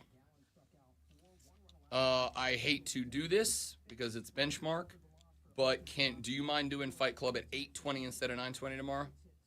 Do you care? We can do it or we can not do it. No, I got room for it at 8:20. I mean, I'm not gonna. It's not gonna be green rooms like it was somewhere else and then never gotten to. No, it'll be at 8:20. All right, so tomorrow we're doing Lulu at 8, Fight Club at 8:20, Rashad at 8:40, Mario at 9, and then Denton Day at 9:20 because there's been so much college football, but tomorrow's the only day he can do it this week. Okay. And I want to get him in.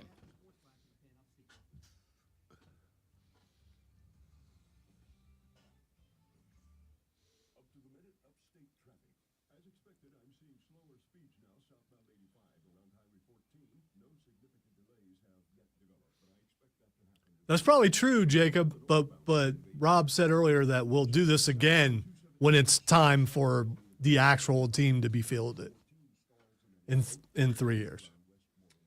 Yeah. If I'll we're tell you all what. still I'll tell you here what. and, you know. I would even say you can include college guys in this if you want. I think Lenoris is going to be great. I've already said I would not be shocked to see Lenoris and Cade Klubnik both in New York for the Heisman Trophy celebration. I think he's going to be spectacular. But before I send a dude to represent Team USA at the Olympics to win a gold medal, I want to see it. I want to see it proven. Now, if he proves it and we do this again next year, next offseason, he could absolutely be in that discussion. In fact, there's already mock drafts out there. I saw one yesterday from a well-respected mock draft guy who had Lenoris Sellers going number 1 overall to the New Orleans Saints next year, which would put, unless he gets cut, Lenoris and Spencer Rattler on the same roster in the NFL. Interesting.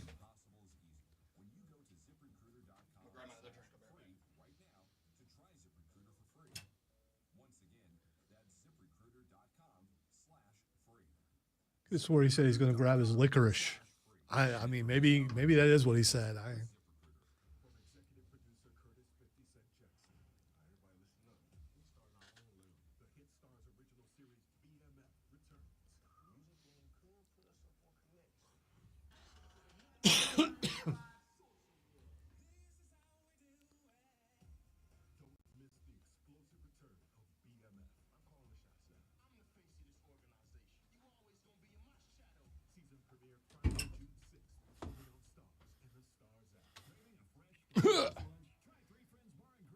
Yes, indeed, William. This is a peak off-season segment. Ain't no doubt about it. However, we've done a Stanley Cup breakdown. We're going to do an NBA Finals breakdown. Like, we got stuff, my man. The Rob Brown Show is an all-the-sports show. I'm not saying nobody else is. I'm just saying I take pride in it. Also, if you look at, the text line and social media. People love this talk. Yes. Peak off-season conversation can be fun. I think they usually are fun if you know what you're doing. I mean, I think some people do it the wrong way. Unless you want to pick some boring thing that, let's go over all the stats from last year, starting with game 1. Let's recap what happened with game 1 last year. Here was our reaction to game 1 a year ago. Here's our reaction now.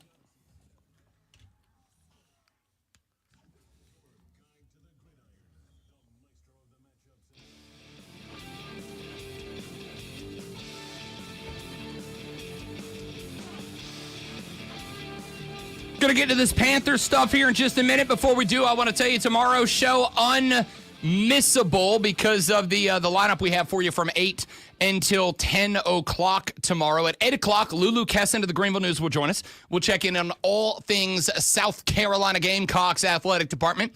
Then at 8:20, we're going to move Fight Club up an hour. I'll tell you why in just a second. But Fight Club tomorrow at 8:20. Your home for boxing, MMA, and pro wrestling talk across the upstate. In my understanding, we got a big UFC card going down this weekend. Not to mention 2 PLEs. And also PLEs this weekend. So good Fight Club tomorrow. At 8:40, Rashad Beard of the Panther Nation podcast will talk to us. We'll chat with him about the We'll talk to him about the Panther offseason, the OTAs thus far. Jimmy Horn Jr. dealing with a bit of an injury. We're also going to talk about that later in the show. At 9 o'clock, Hayden Asmario joins us. How apropos that our NBA dude joins us on day one of the NBA Finals tomorrow at 9 o'clock. Then at 9:20, nationally syndicated college football show host Denton Day, host of College Football Overtime on SiriusXM, is going to join us because with spring meetings taking place last week, and of course the fallout from this week, we've got a lot of college football to discuss. We will do so with Denton Day, host of SiriusXM's College Football Overtime, tomorrow at 9:20 a.m. So busy day tomorrow. You're going to want to be here from 8 all the way. I mean, you want to be here from 6 till the end of the show. But certainly, if you got to miss a little bit of it, miss the early portion, show up from 8 to 10 because it's going to be stacked, racked, locked, and I can do this. It's going to be good. Yeah, I don't know. It's going to be exciting. The lacked part, I don't know about. It was supposed to be stacked, racked, locked, and loaded, but then I blew it. So I'm just instead going to say it's going to be real good. All right, let's get to this. During the offseason, the Carolina Panthers present on YouTube a show called The Blueprint. It effectively is the offseason chronicles of the Carolina Panthers, and they've been doing this for a couple of years now. And the last couple of years, and obviously let's just call it what it is. It's team propaganda, okay? And that's fine. It's sports. Sports is the one place we should be excited about propaganda. Propaganda is fun in sports. Give you something to look forward to, something to be hopeful about, optimistic, which, if we're keeping it a buck, has been a fleeting feeling for Carolina Panthers fans over the past couple of years.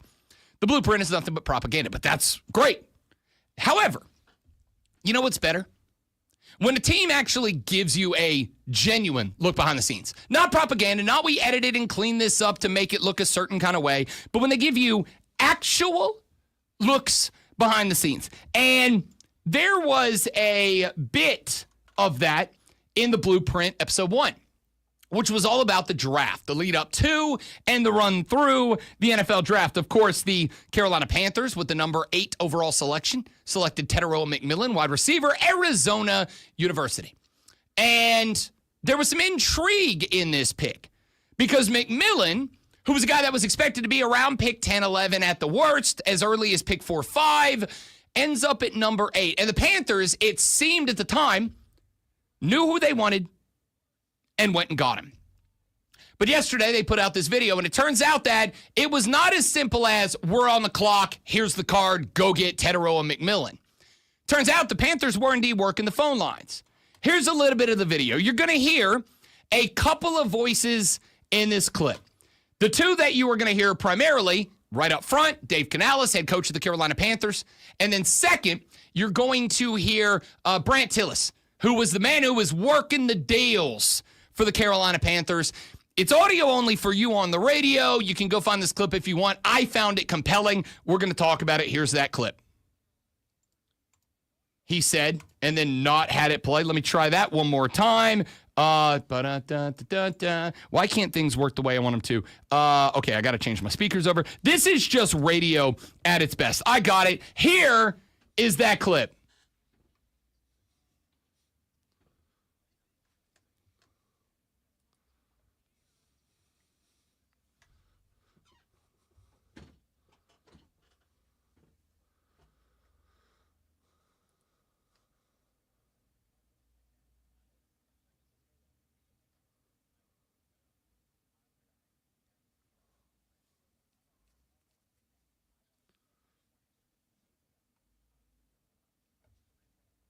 And when you're coming up from that far, or you're moving that far back, the compensation becomes a lot trickier. Run the clock? Yeah. Do you know what you want to do? Mm-hmm. I do. No calls yet. Oh, hang on. What's up, man? Just sitting here. What do you got? Before we went on the clock, before the draft even started on Thursday, like we had to figure it out, like, okay, it's going to take this for us to move back to 26. So it's, hang on, hang on, 8? We're on the clock, and the Rams are asking, hey, do you guys want to do this trade? All right, let me calculate. All right, fine. What did they say on their side? We had a little bit of trade stuff going on that we were kind of working through. You know, they would have had to give us the moon for us to trade out of that spot. It's still not the same deal we talked about. Mm-hmm. So for me, it was no different than free agency or even doing an extension. Like, I'm just following a script and a plan. How does that compare with this one? Yeah. Would you do this right now? Yeah. No. You would? Oh. The one we offered? Yeah. Would you do this? Yeah. Okay. Either they do it or Yeah. we're just gonna call it. Okay. We will do the thing that Dan had proposed. Okay, cool. All right, they're talking over. Like, I could feel my heart pounding. Eric leaned over to me and he was like, this is like a multi-million-dollar decision for us. I'm like, okay, great, thank you. There's 2 minutes left. You know, I remember looking up at the clock when he didn't get picked at 7 and he was there, like, it was like, boom. We already knew what we were going to do. It was just a question of, was it going to happen? Hey. Okay, cool. All right, bye. They're out. All right. See you, Matt. So, you heard a couple of voices, you heard a situation playing out there. Effectively, what you heard was when the Carolina Panthers came on the clock, they liked Teteroa McMillan. However, they had been having a discussion, it turns out, with the LA Rams, who also wanted to move up and take Teteroa McMillan in that spot. And what it sounded like to me was that the Panthers and the Rams GMs, including Dan Morgan, obviously, had previous discussions to draft day where they agreed to, or at least sounded like, had a framework for a deal that would have allowed the Rams to move into the Panthers spot and get Big T if he was on the board when the Panthers came up. But it sounds like the Rams called Brant Tillis, the VP of Football Operations, and Dan Morgan, and offered them less than that original deal. So you heard Brant Tillis say on the phone, we're willing to do it if it is the deal that Dan talked about. And apparently the Rams said, no, we want to walk that back. We're going to make this offer instead. Now, all of that, maybe not super compelling. I mean, that's kind of standard draft day stuff. That's not what was really compelling about this video. What was compelling that you can see in the video that you couldn't really hear on the audio version of it was that sitting next to Dan Morgan, Dave Canales, and Brant Tillis was Carolina Panther owner David Tepper. Now, we've heard the stories before, and again, nothing confirmed. Haven't seen video of it that makes it feel this way, but in years gone by, the smoke has been that David Tepper involves himself in the war room. David Tepper is the one that's going, this is what I want, get it done. This is who I want, draft that guy, whatever. In the video, David Tepper is sitting there next to the football guys. And as the football guys are having their discussions about would you, wouldn't you, should we take it, should we not take it, should we get Big T, should we not, Tepper is sitting there saying nothing. And towards the end of that video, when Brant Tillis looks over at Canales and Morgan and he says, would you do it? They both say, Tet. And they look at Tepper. And Tepper is sitting back in his chair, and he's got his arms crossed, and he just gives a nod. He says nothing. The entire clip, he's there. The entire clip, he's sitting there, and he says nothing.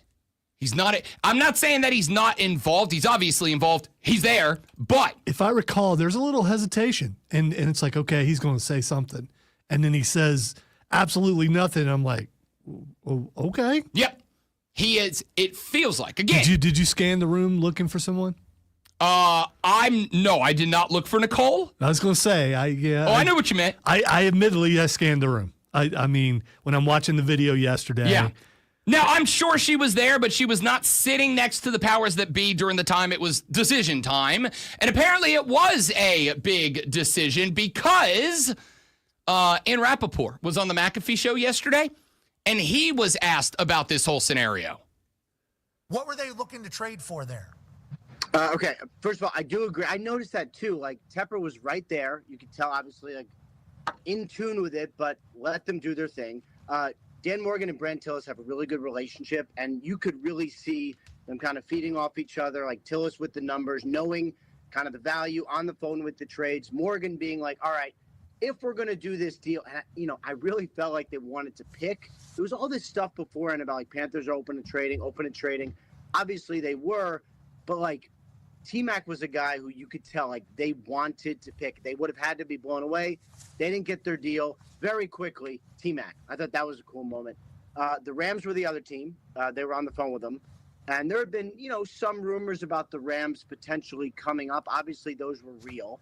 I believe T-Mac would have been either the choice or very much in consideration, which is so interesting because I think the pre-draft process, at least like the rumor mill, wasn't really kind to Davante, Puka, and T-Mac? Jeez.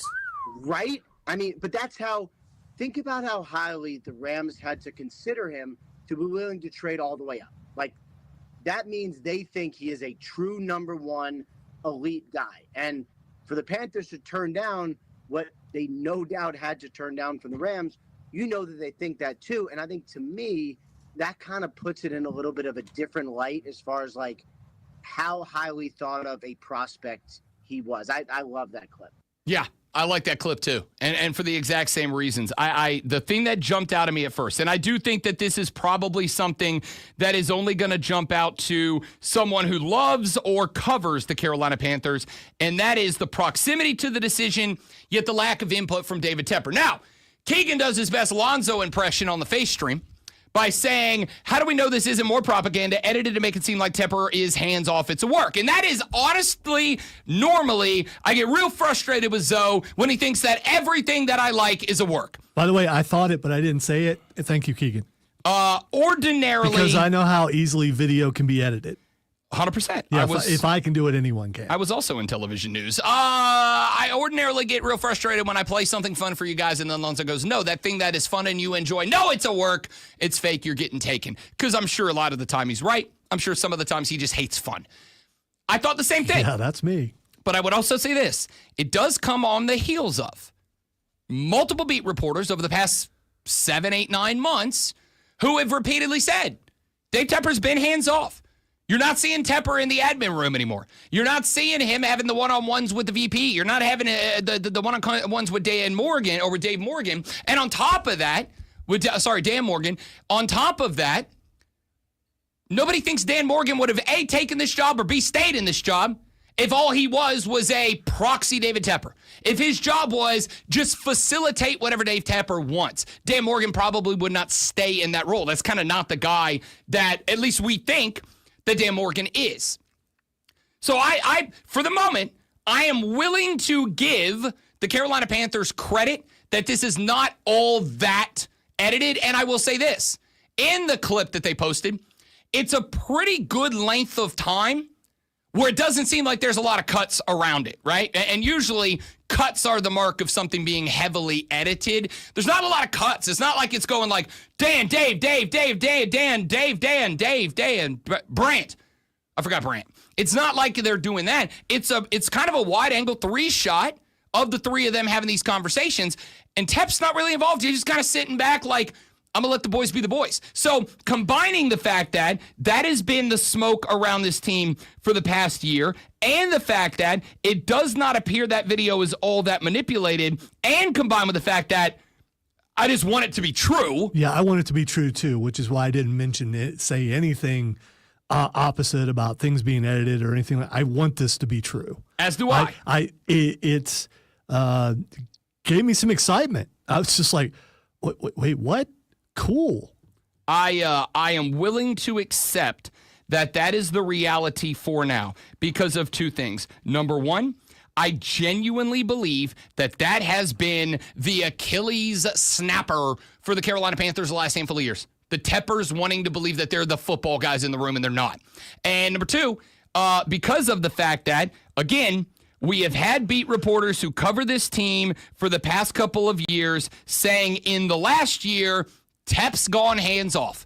He is letting football guys make football decisions, which is what I've been asking for years now. I think that's fantastic. So with all of those things combined, I'm going to tell you, I was already relatively optimistic about this team coming out of last season, going into the draft, coming out of the draft, already optimistic on the way up, already have a bet on them to win the division outright this year. It's like 7-1, and I feel pretty good about it. That one video made me feel better than I already did, and I felt pretty good. When we come back, the Audio Blitz, some of the best audio we picked up over the past 24 hours, and then we move from quarterbacks to running backs on the Rob Brown Show Ultimate Flag Football Team. Now, the captain, El Capitan, Lonzo with a sports flash. Shame, apparently I'm no fun. The Atlanta Braves dropped the first of a 3-game set against the Diamondbacks last night, 8-3. Spencer Strider, whatever, threw a 5. you put it first on the list. 5 innings, allowing 6 hits and 5 runs while striking out 4. Atlanta is 27-32. The Colorado Rockies defeated Miami last night 3-2, winning their first series in 23 tries, a streak dating back to September of last year. It was also the first set of back-to-back wins for Colorado since May 1st. Following their first conference finals in 25 years, the New York Knicks fired head coach Tom Thibodeau yesterday. Thibodeau passed Pat Riley for 4th in franchise wins this year and led the Knicks to back-to-back 50-win seasons for the first time since 1995. What? You won? Nah, we can't be having that in New York. Hour number 3 of the Rob Brown Show is right. It's next, right over there. If you look over there on the Fan Upstate.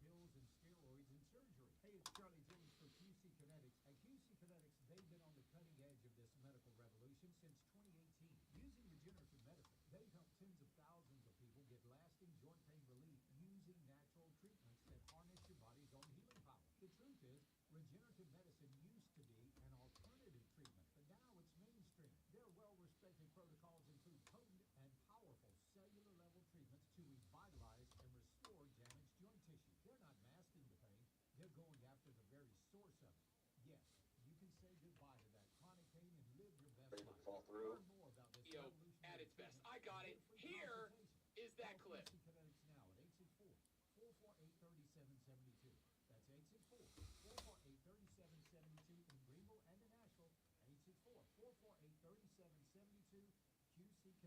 Summer's here, and that's great as long as it stays outdoors. Joey Hudson here for American Made Windows.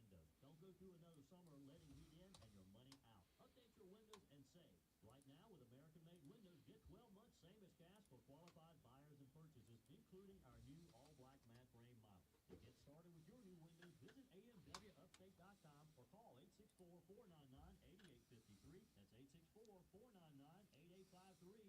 And remember, the best windows are American made.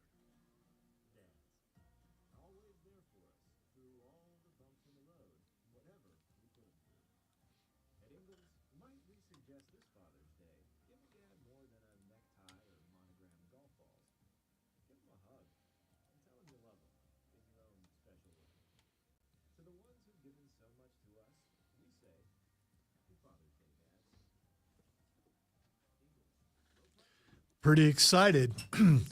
Got some Majin Vegeta seat covers ordered for the smart car.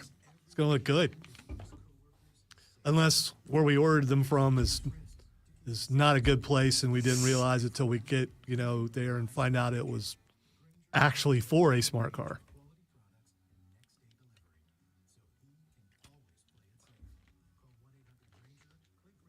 Or I install them and they rip right away. I mean, that's also a concern.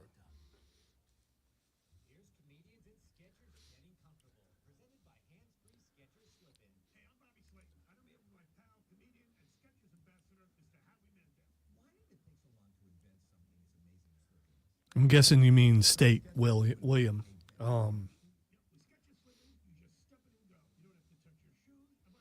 don't know if the NFL will expand in the United States.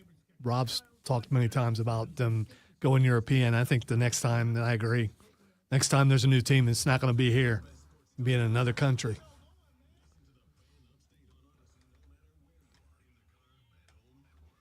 Have you seen the fan camera angle of Booker T during the Devil's Kiss? It's hilarious. Well, he doesn't get to see it anymore, so. I know you're a little behind, but she's no longer on NXT, so. Yeah. She's now a full member of Raw. Just like Julia's on SmackDown, they're both in Money in the Bank, which we're going to talk about tomorrow at 8:20, not 9:20, because it's so good we had to move it back an hour.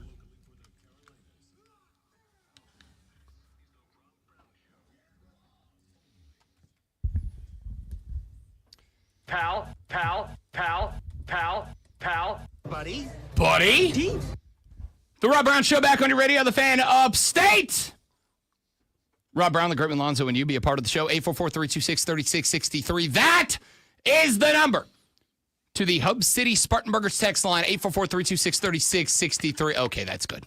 There's a Belichick segment coming up on ESPN, and they have titled the segment Heel Turn, which is very good. Very good. Because wrestling is in the lexicon of everything, much to the chagrin of people in Detroit. I saw a certain person in Detroit. I saw a T-shirt earlier this week that said, wrestling and ska are the only two legitimate art forms, and I almost bought it. I wish I would have now. I may go back and get it. That's a good shirt. We have got a lot more to get to coming up in this hour of the radio broadcast. We are going to talk some Stanley Cup finals as it gets underway tonight at 8 p.m. We are also going to move on.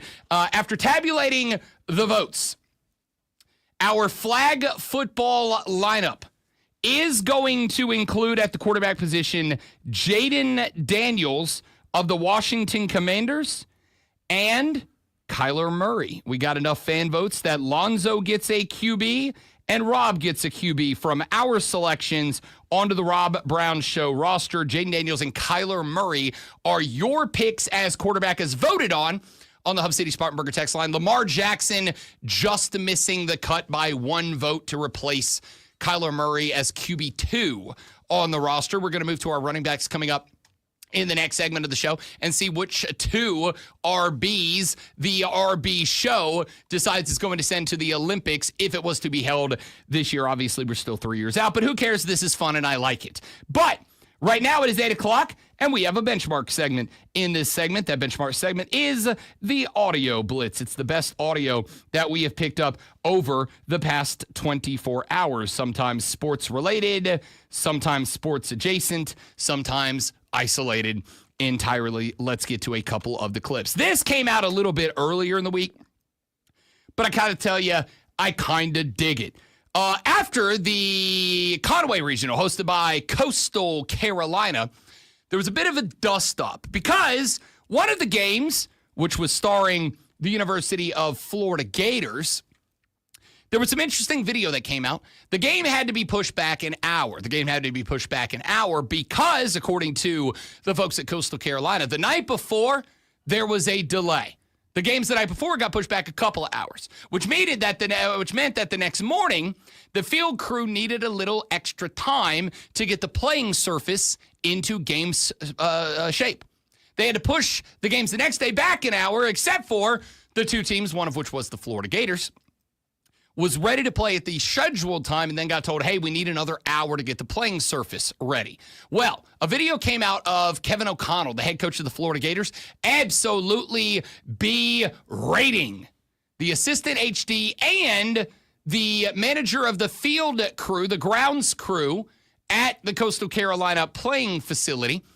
After that regional came to its conclusion and Coastal punched their ticket to the Supers, Coastal Carolina head coach Kevin Schnall got on the postgame press conference, got to the mic, and decided, yeah, we ain't having that. One last thing I have is I have to say this, and I don't know if I'm supposed to say this or not, but I believe in standing up for what's right, and what transpired this morning on our field. Another coach disrespected our associate AD, who works as hard as anybody in our entire program.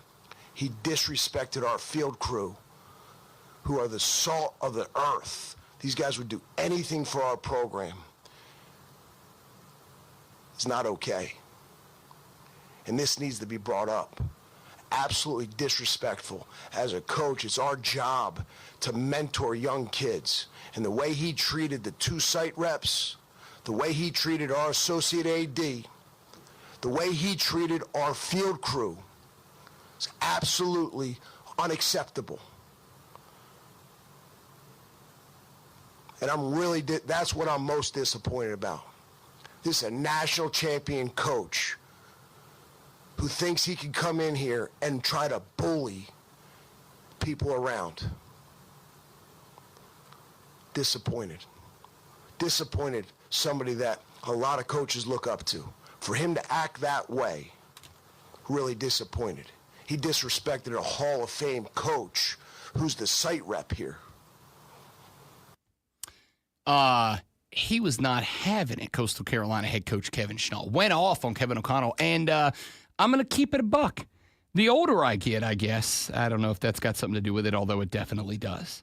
The older I get, the more I am finding myself in the if you see something, say something camp. But it's like if you see something, say something to the person doing the thing. And I would agree, like, nobody wants to get their team up, ready, jacked for a 2 o'clock game, only to find out then an hour before the game, it's now a 3 o'clock game. I understand that, right? Like, as a head coach, you've got your rhythm, you've got your flow, you've got your routine. You go to get the boys pumped, and then you find out that your whole flow state is going to be disrupted because there is a scheduling conflict that has created the need for a delay. I get that you're upset about that. But, like, going after the grounds crew in that spot and berating them to the point that it is, like, obvious on video camera, yeah, I kind of thought that was too much. I really do. So good on Kevin Schnall for deciding to call out Kevin O'Sullivan, who, by the way, does have a history of being kind of a jerk. Like, that's kind of the mentality, the attitude. And maybe that's why Kevin O'Connell is as successful as he is. But at the same time, like, the grounds crew is out there busting hump, right? They can't help it that they've got a schedule they got to work on too, and that there is a standard of playing surface that is required, because here's what I'll tell you happens. If Coastal Carolina goes out there and that field sucks and it's in bad shape and somebody gets hurt because of it, well, if Coastal's ever a borderline host in the future, which is not something that happens a lot and very often for a team like Coastal, if they get an opportunity to host and they're like a borderline host, and the NCAA looks and they go, yeah, but last time we were there, we had a guy, pop a hammy or roll an ankle or whatever because the field sucked.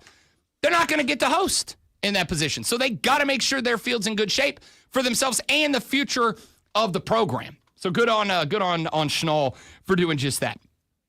Derrick Henry joined the Dan Patrick Show yesterday. Nice to talk to you. We'll talk to you again. Thank you again, and congrats on the contract. Appreciate it, Dan. Thank you for wearing that hoodie, man. Lime green brighten up my day. Appreciate it. Well, this is Happy Gilmore 2. This is what Adam Sandler gave me. Okay. That's one of my, Adam Sandler, my favorite actor, so that's what's up. So that's the Happy Gilmore golf swing right there, that patch right there. Hey, can you do me a favor? Yeah. If you ever see him again, tell him I'm a really big fan. I would really love to meet him one day. Okay. You know what I'm going to do? I'm going to text him today and ask if he'll send a video. Please. And then I'm going to send it to the Ravens. Okay, cool. I'm a huge fan. Okay. And if you get to 2,000 yards, I'll get you in a Sandler movie. All right, cool. Say no more. Is that all right? Remember that now. You remember this? Remember that? No. I'll take care of my end of it. Okay. I mean, mine's easy. Yeah. Yours is hard. You got to get 2,000 yards. Say no more. No pressure. Bet is on. No pressure at all. All right. Derrick Henry tells Dan Patrick, do me a favor, tell Adam Sandler I said what up. I'm a big fan.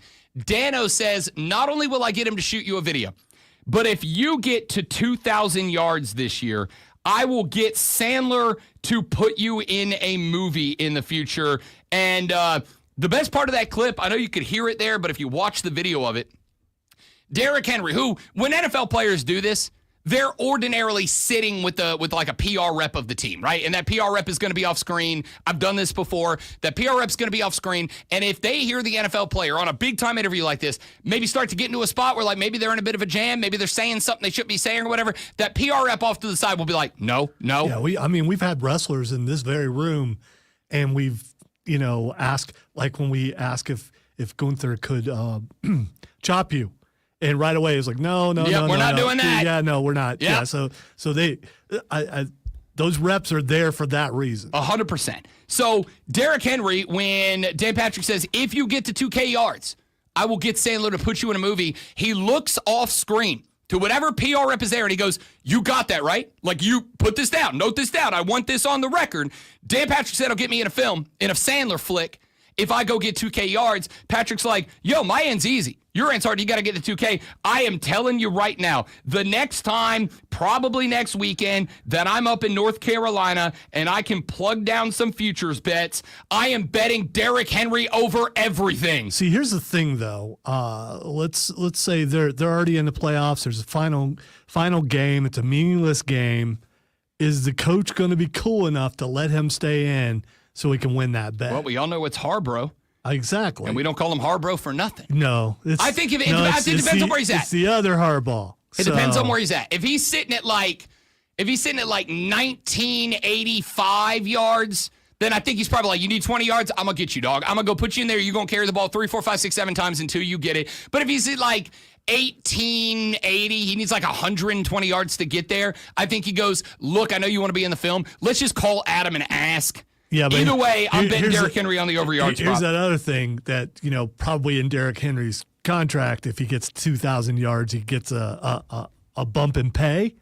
And those kind of things will overshadow that sort of thing. There are that's when you get a call down on the headset going, take Derrick out. He's 12 yards away from getting $5 million bonus. I mean, I don't know if his contract has a 2K yards speculation in it. Here's what I do know.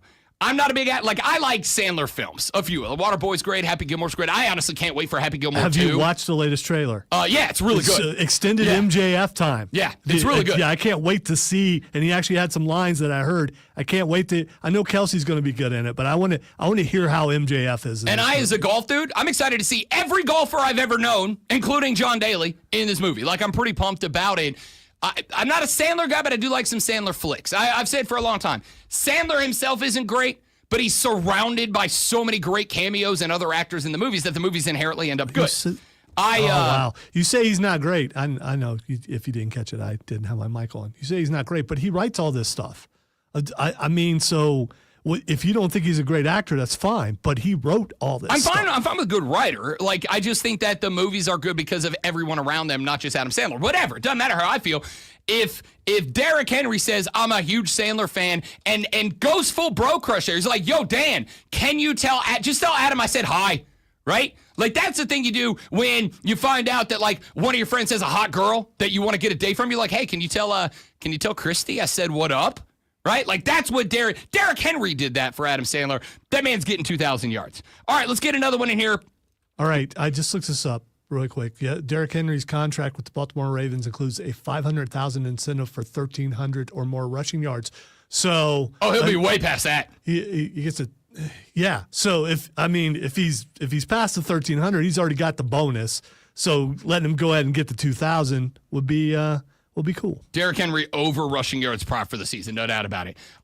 Josh Allen is a very good golfer, as well as a very good football player. Josh Allen, quarterback of the Buffalo Bills. Josh Allen, you may have heard me refer to him as Josh Allen. It's too late now. You referred to him as Josh Allen. There's only one Josh Allen there. Well, again, he has to annually earn the second Josh Allen. It's a new season. That's how that works. New year, new season. As of right now, so I shouldn't just call him Josh. I should start over and say he's just okay. He has to earn the second Josh Allen. I'm a big fan of his wife's work, and he has to lose the first Josh Allen or lose the Allen from you. Either way, Josh Allen, big golf guy.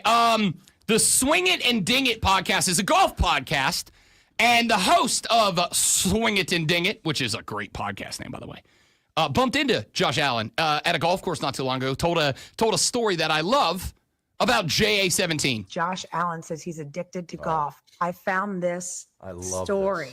It's incredible. Yes. Casey F. Bannon on X shared this. A quick story about this guy being Josh Allen. I played Sea Island with him last offseason and witnessed a sickness like I've never seen before. Played 18 in the morning, raced to UPS to sign a restructured contract. Another 18 in the afternoon, hits balls until 1 a.m.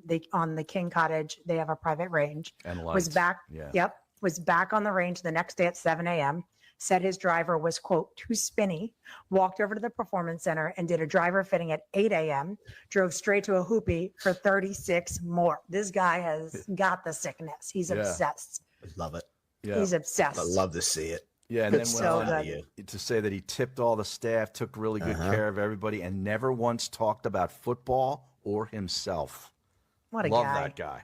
Go ahead, What a Josh. guy. I've said for a very long time, and I mean this, not everybody golfs, but those who do golf, I can learn everything I need to know about you at a golf course. Honestly, like the golf course is where the true blue you makes its appearance. If you're having a great day, if you're having a bad day, if you're having a bleep-tastic day, I can tell everything I need to know about you from the minute that you park your car and pull the sticks out of the trunk till the minute you load them back up and pull up. I can tell who you are as a competitor, who you are as a person, how you handle your day-to-day life, how you handle your business, how you treat other people, from the cart girls to the bartenders to the course pros to the rangers and everybody in between. I can tell you everything I need to know about you as a person if I can just get you on the golf course. That is one of the reasons I believe that there is the old expression, business happens on the golf course. Because if you go out golfing with a guy, you get a real look at who they are as a person. And that includes how they approach the game of golf, no matter what level they are at. If they become somebody who goes, yeah, I'm going to play once or twice a month, and I'm not really going to put the time into getting better. I'm just going to go out there and enjoy it. You're a dude who just enjoys your life. You may not be the most, this is me. Maybe not the most drilled down guy in the game, but you go about enjoying your life. If you're the type of dude who goes, my driver's too spinny, and you go out there and hit 1,000 balls until 1 a.m. and spend a gazillion dollars tuning your driver in, you're probably somebody who's a little obsessive compulsive about the thing. You're not going to quit until it is as perfect as it is going to get. So I know it's going to come across as like jokey, ha-ha. But I give Josh Allen a lot of credit for this because that's the time. And granted, you got to have money to do this, so it's easier to know about a professional football player than like me. But I could, if I wanted to, my little brother hammers this into me all the time when we have the conversation. I could, if I wanted to, go out and play 2-3 rounds of golf a week and become a better player. But I don't do that. I just go play my 1-2 rounds a month. I go shoot my 90, my 87, and I go, all right, yeah, I suck, but like, what a great day. And that is a pretty good reflection of who I am as a dude. So this is why you've still never invited me to play golf. Either you don't want to get to know me or you think you already know me, so you don't need to play golf with me. No, I think you would be tired of me as a golf partner after about 4 holes. Because I will also say that when I'm on the course, and this I also think is a reflection of me, when I'm on the course, I expect to shoot par. I've never come anywhere close to it in my damn life, but I will get infuriated with myself, and I cuss like a sailor. Wait. So the real reason is I'm protecting you from me. No. And here's the thing. I want to win, and it doesn't matter what skill level I'm at. I want to win. So I'm not going to be that fun. I know why you don't invite me, because I don't do all the stuff that you do, and you don't think and you've already said earlier I'm not fun. But I want to win. That's all I care about when I go out there. You know what a good time for me is, Rob? Winning. So here's a couple of things. Number one, that is my mentality on golf, but my mentality on golf is not beat the guy in the cart with me. My mentality is beat myself. I know what my score is at every course I play in this area. I know what it is going in, and my goal is to beat that. I'm not trying to go beat Joey B. Because I know I'm not going to. Why not? Because I'm not going to. Yeah, but if he's better than you, why don't you want to beat him? That means you're striving to get better yourself.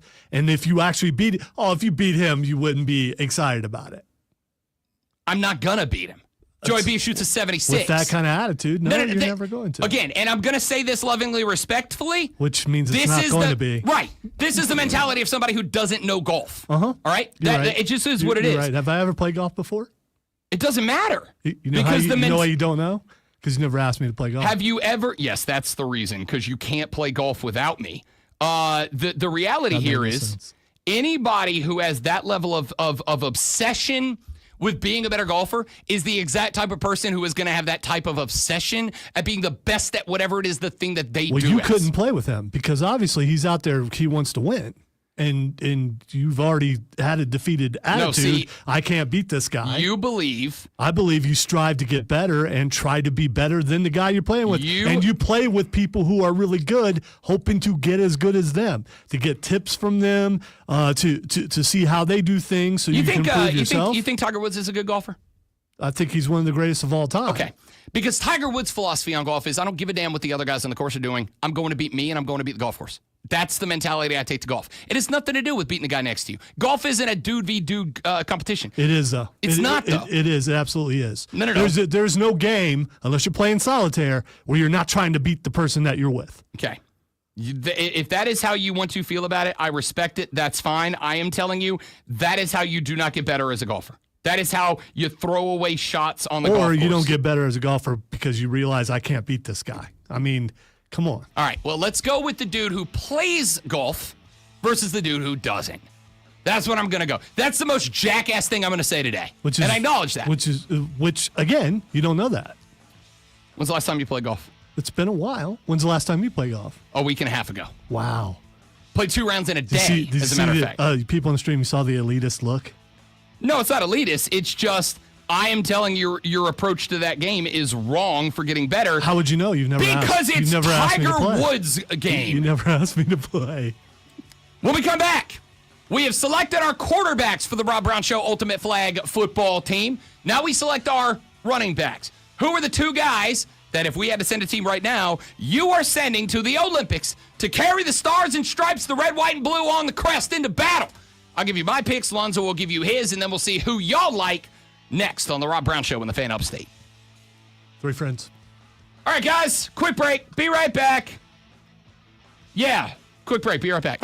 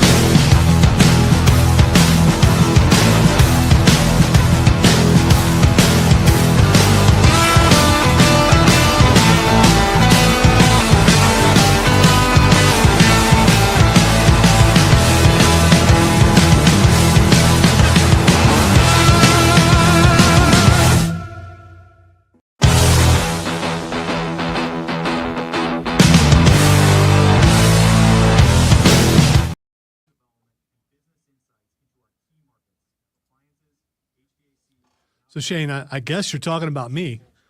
And let me point out that I know I'm not very smart. But I derailed a segment that talked about Josh Allen, who I can't stand. And instead, I directed the anger towards me instead of the praise towards a guy who I can't stand his team.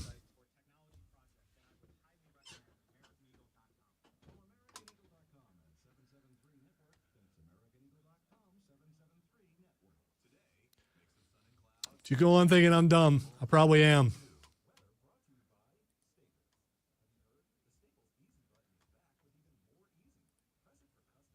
And before it's all over, Rob will hate me more than he ever has hated anybody in his entire life. But that's, I mean, you know, that's what I do to people.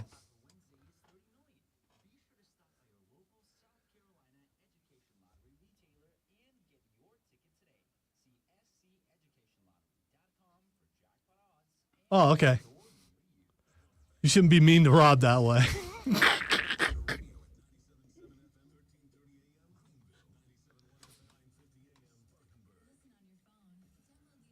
I'd prefer you be mean to me and not mean to him because, you know, I have weightier shoulders. What he cannot deny, I have weightier shoulders. It might be wider, too. I don't know. I don't want to go back to back because then butts touch. I do have narrow shoulders for a big fella.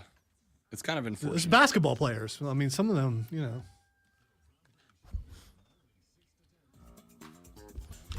Our Rob Brown Show Ultimate Flag football team will be quarterbacked by Jaden Daniels as QB1 from the Washington Redskins and will be quarterbacked by Kyler Murray. QB2, he comes from the Arizona Cardinals. Now, we move on to running backs. Who, oh, pray tell, do we want as our running backs on this team?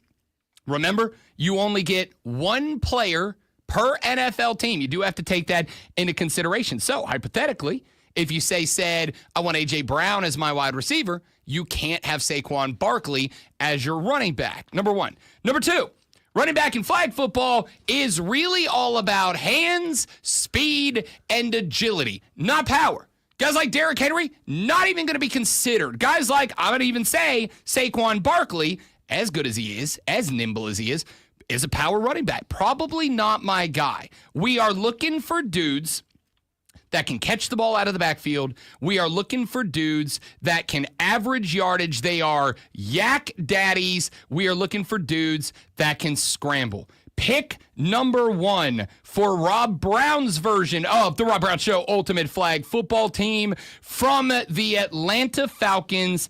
Give me Bijan Robinson. Dude is shifty. Dude is quick.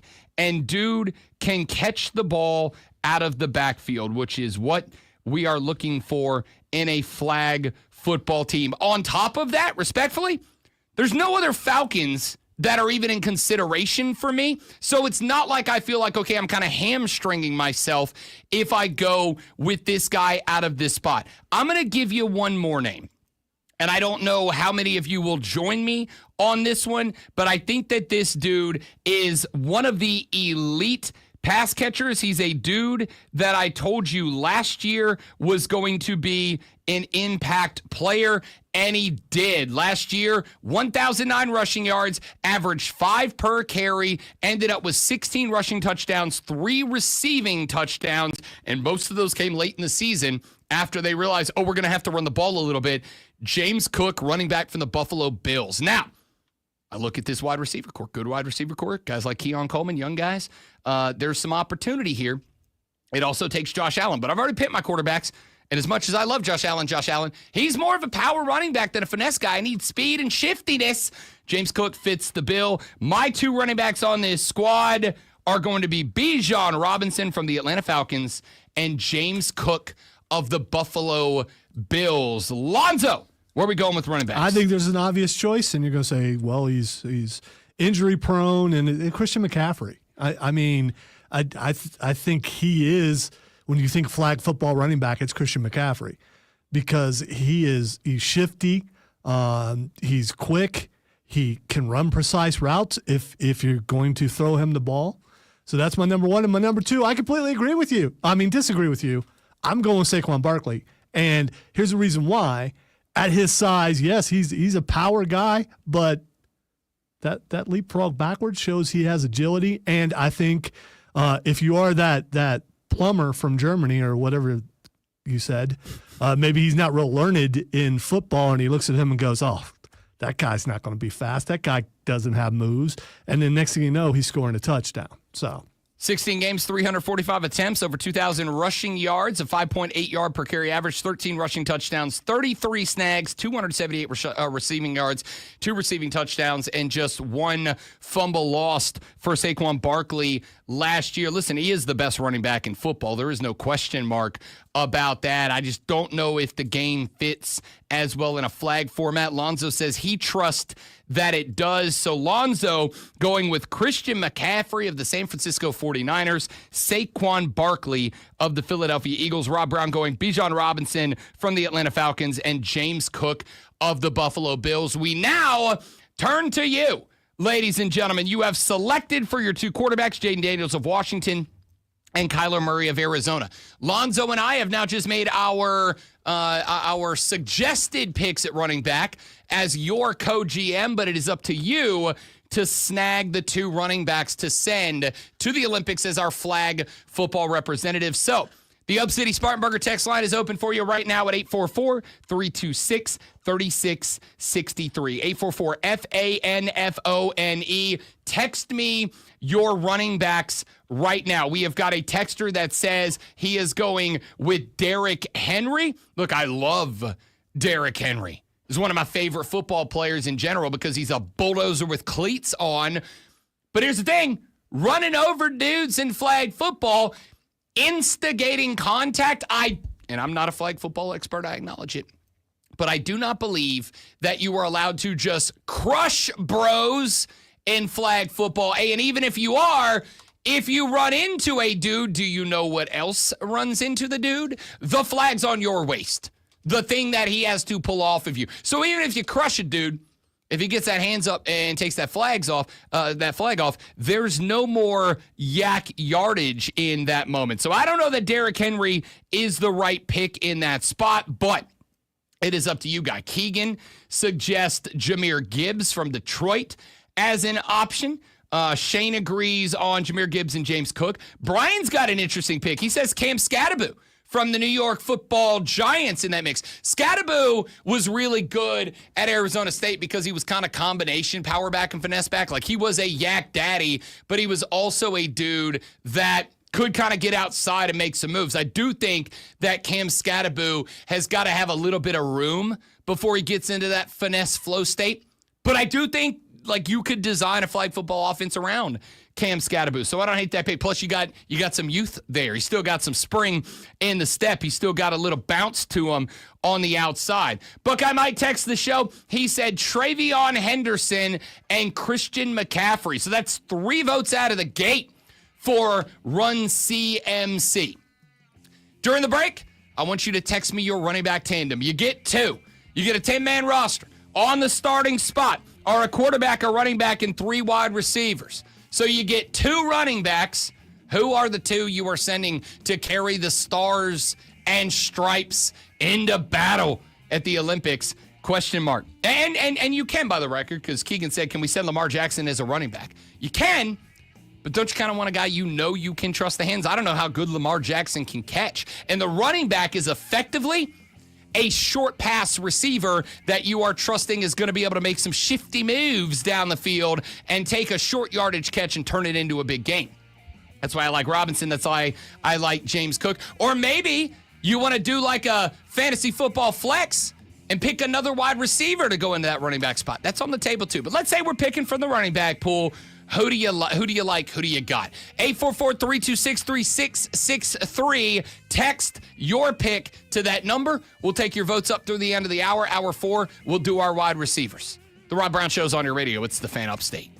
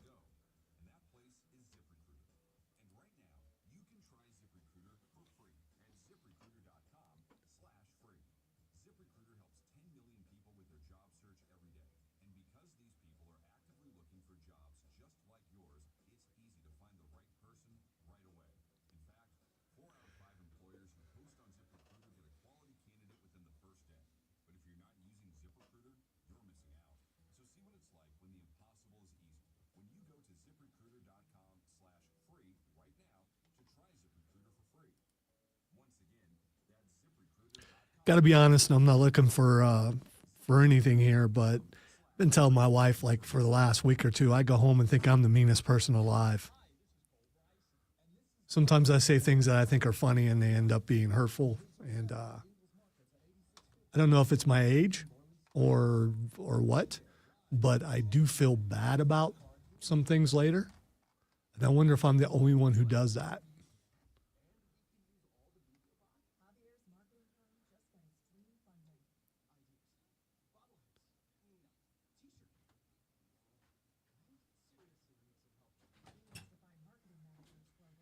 Taysom Hill.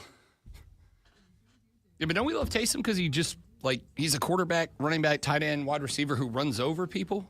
Like, does Taysom have especially coming off the ACL, does he have the agility on the outside? He's also a little bit thicker, isn't he? He's a thick boy. Yeah.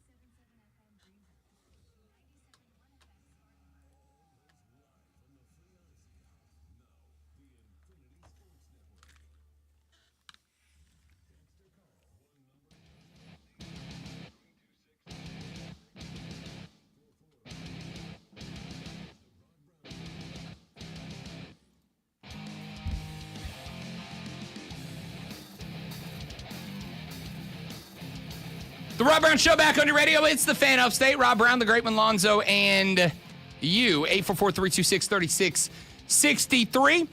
Looking for your running backs for the Rob Brown Show Ultimate Flag Football Team, the TRBSUFFT, as we are calling it as of right now.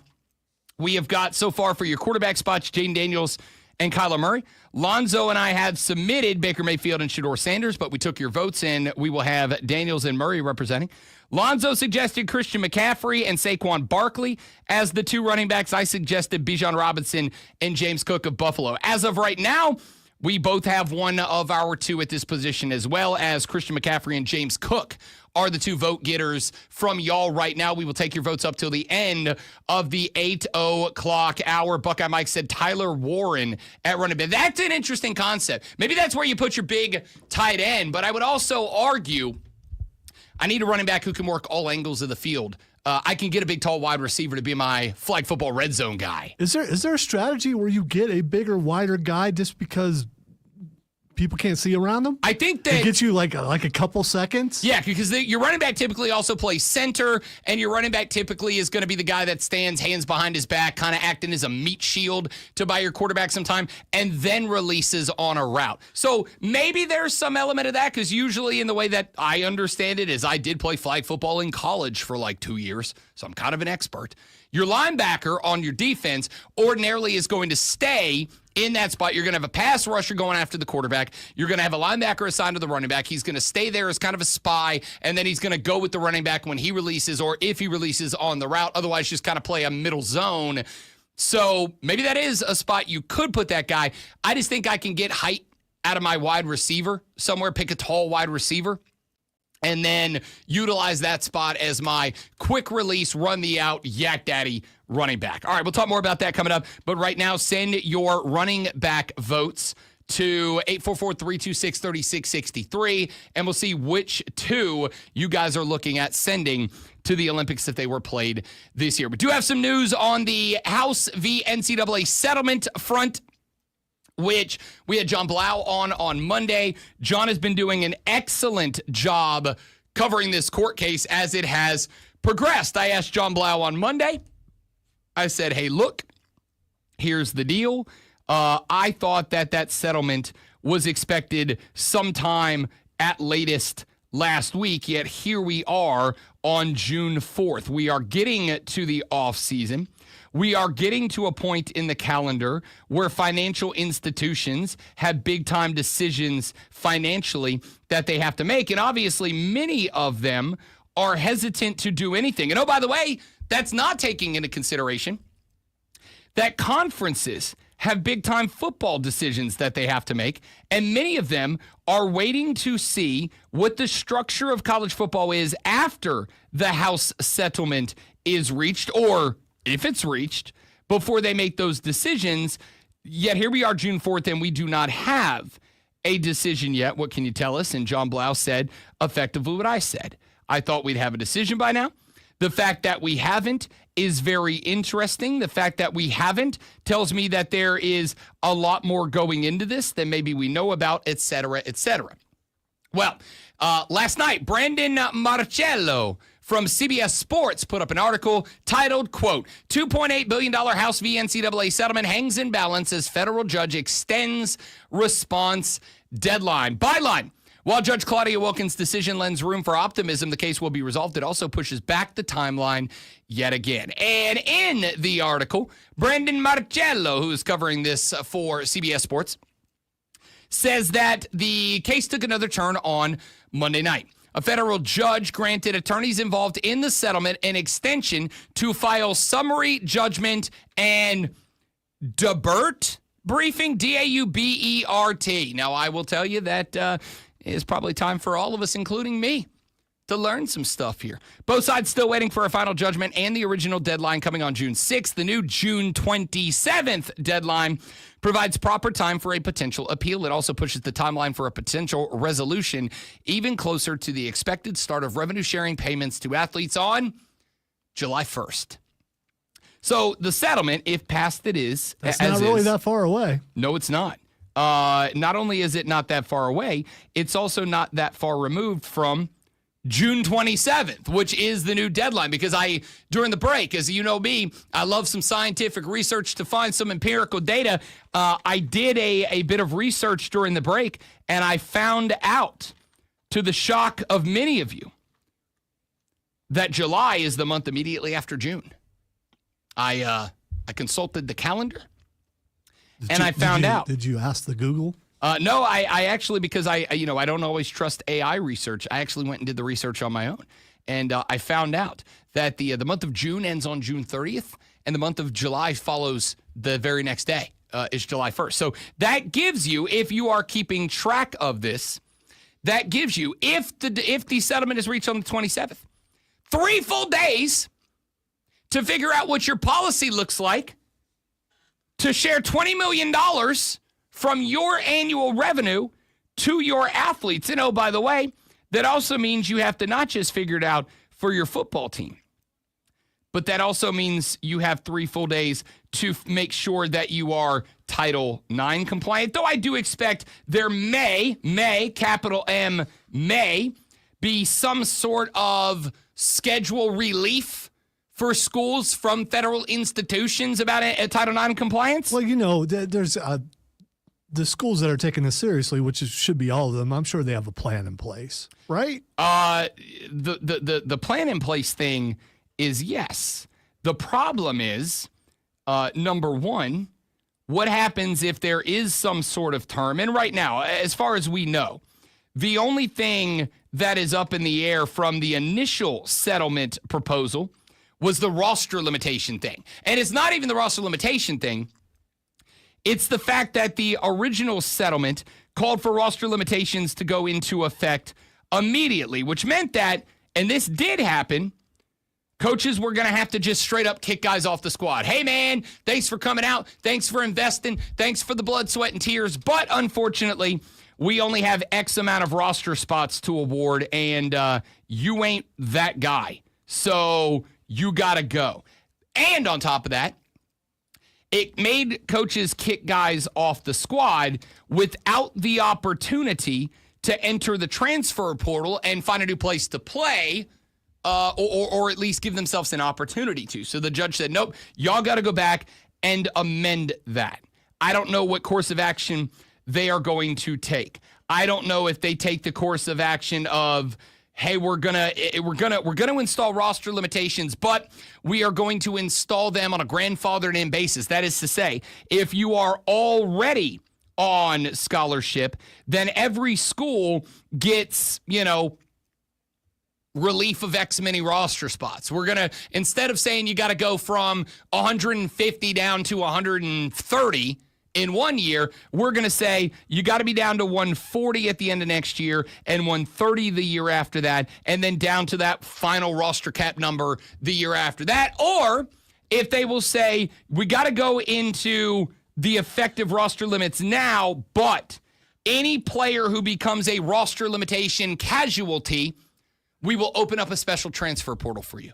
You will have the opportunity to transfer to a different school or down a level, wherever you got to go to find a roster spot, outside of the two established portal windows right now, and just give guys who are cap casualties, roster limitation casualties, at least an extra opportunity to go find a place to play. I don't know which one of those two is going to ultimately be the spot. Here's what I am going to say.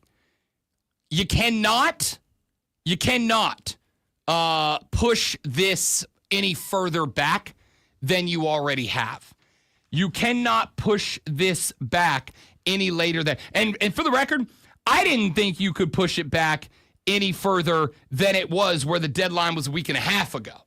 I thought that gives you less than a month to get, or just add a month to get your house settlement new regulations into place, so schools can know on July 1 when the revenue sharing model is expected to go into place, time to figure out what that was going to look like. Unless, and this is the other out, unless the house settlement in its reworked form moves that date back to, right? Unless they say, all right, since we had to push the house settlement deadline from early May to mid-May, mid-May to late May, and then late May to late June, if we have to push that back 4 weeks, we are also going to push the revenue sharing start date back 4 weeks, and maybe instead of July 1st, our new revenue sharing deal goes into play August 1st.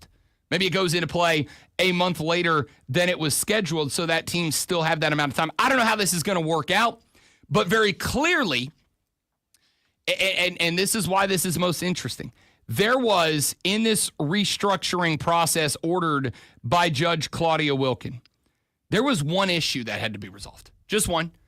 How do we fix the roster limitation issue that she took to the settlement? How do we create a world where either dudes on teams are just outright kicked off of it because of the new guidelines, or how do we create a world in which dudes on teams who are kicked off of it because of the new deadline are given an opportunity to go somewhere else and find out what they're going to do?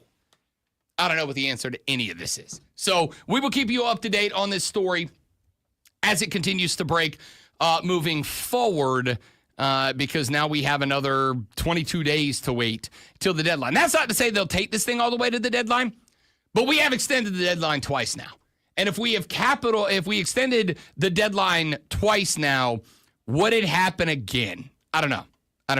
According to the article, the key language in the brief is that the roster limit exceptions are to be made at a school's discretion. It remains to be seen if the briefs will satisfy Judge Claudia Wilkin of the Northern District of California, who specifically asked attorneys to grandfather all players into the deal after twice delaying a decision on whether to approve the settlement back in April. The NCAA Empower Conference's counsel wrote in a supplemental brief Wednesday of last week, quote, "In other words, there are no guarantees that designated student athletes will get or maintain roster spots, but that does not adversely affect any injunctive relief class member." Basically, plaintiffs are not impacted by any of this. It is solely current athletes.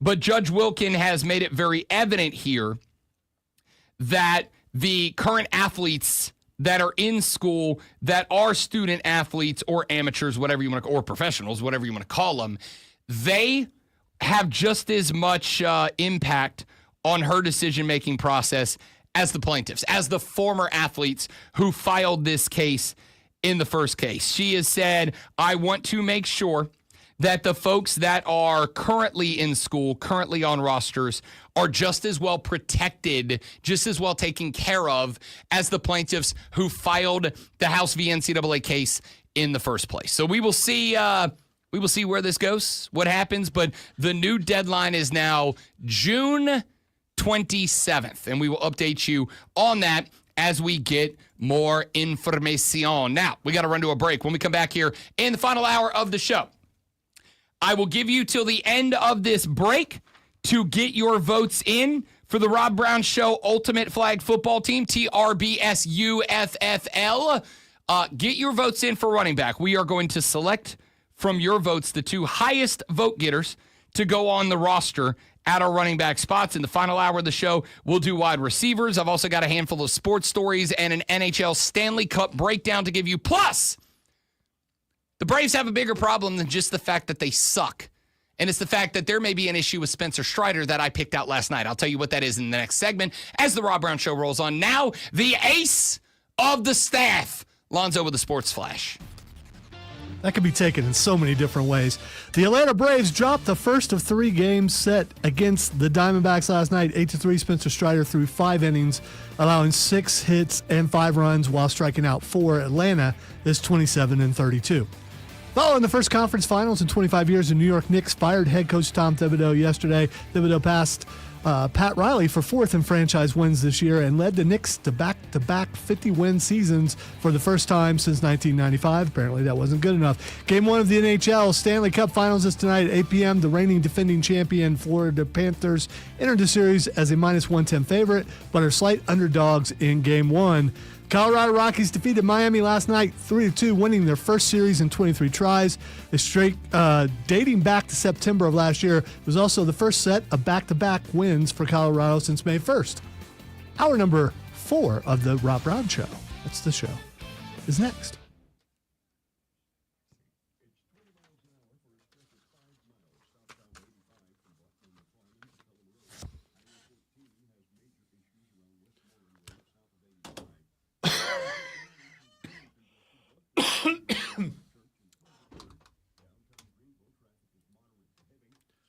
What I get for projecting.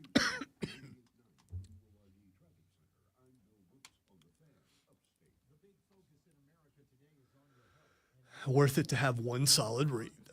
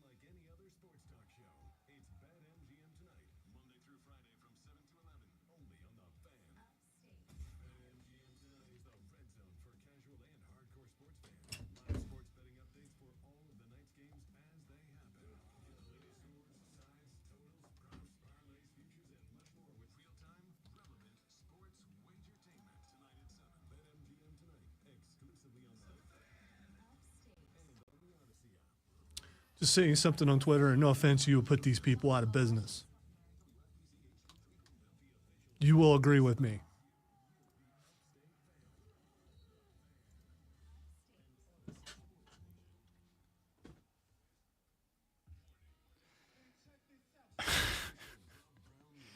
I'm actually fine with that concept, like in a bar. I think it could be fun, but just like out in the street, it would drive me up a wall. Sir, it is noon. You'd be drinking for free every day, though. Every day.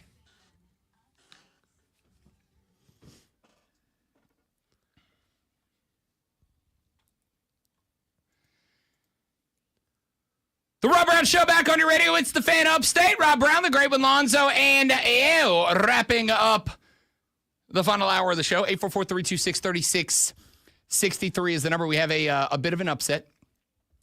We have been doing the Rob Brown Show Ultimate Flag Football roster so far. Lonzo and I suggested Jaden Daniels and Baker Mayfield, my two picks at quarterback. Lonzo suggested Kyler Murray and Shedeur Sanders for the team, keeping in mind that you can only have one player per NFL team on the roster. You guys selected Jaden Daniels and Kyler Murray as the two quarterbacks you would send, assuming this is, by the way, compulsory service, because some guys, like Patrick Mahomes, have opted out of playing flag football. Patrick Mahomes said he's going to leave it to the younger guys to go out there and represent Team USA. We went with running backs next. My suggestions, Bijan Robinson, Christian McCaffrey. Bijan Robinson, James Cook. Lonzo's suggestion, Christian McCaffrey, I can do this, and Saquon Barkley. We have a bit of an upset here as you selected one of our running backs as the Rob Brown Show audience and therefore the general managers of this squad. You also went rogue on us for the other pick. The two running backs selected to represent Team USA, according to the Rob Brown Show, are Christian McCaffrey of the San Francisco 49ers and Jahmyr Gibbs of the Detroit Lions getting a pick here. I don't have an issue with that other than I do have a Detroit player on my potential wide receiver list, and that would knock him out of that running if that's what we go with. But we'll see how we feel about the wide receivers coming up in the next segment of the show. Want to talk a little Braves ball here for just a second. Because I was watching the Braves last night, and I noticed something that I think is one of two things. It is either wildly problematic for the Atlanta Braves, A, or B, it is an indication that the Braves have decided that this year is a throwaway year already. They are 10 games back in the NL East. They have the third worst record in the National League, and it's not getting better. Now, earlier in the week, and we got a text from Dewey, said, can you explain why they rehired Freddie Gonzalez? Also on the subject of Strider, he's going to end up being another Mike Soroka. Dewey, I appreciate that text. Good to have you back on the show, buddy.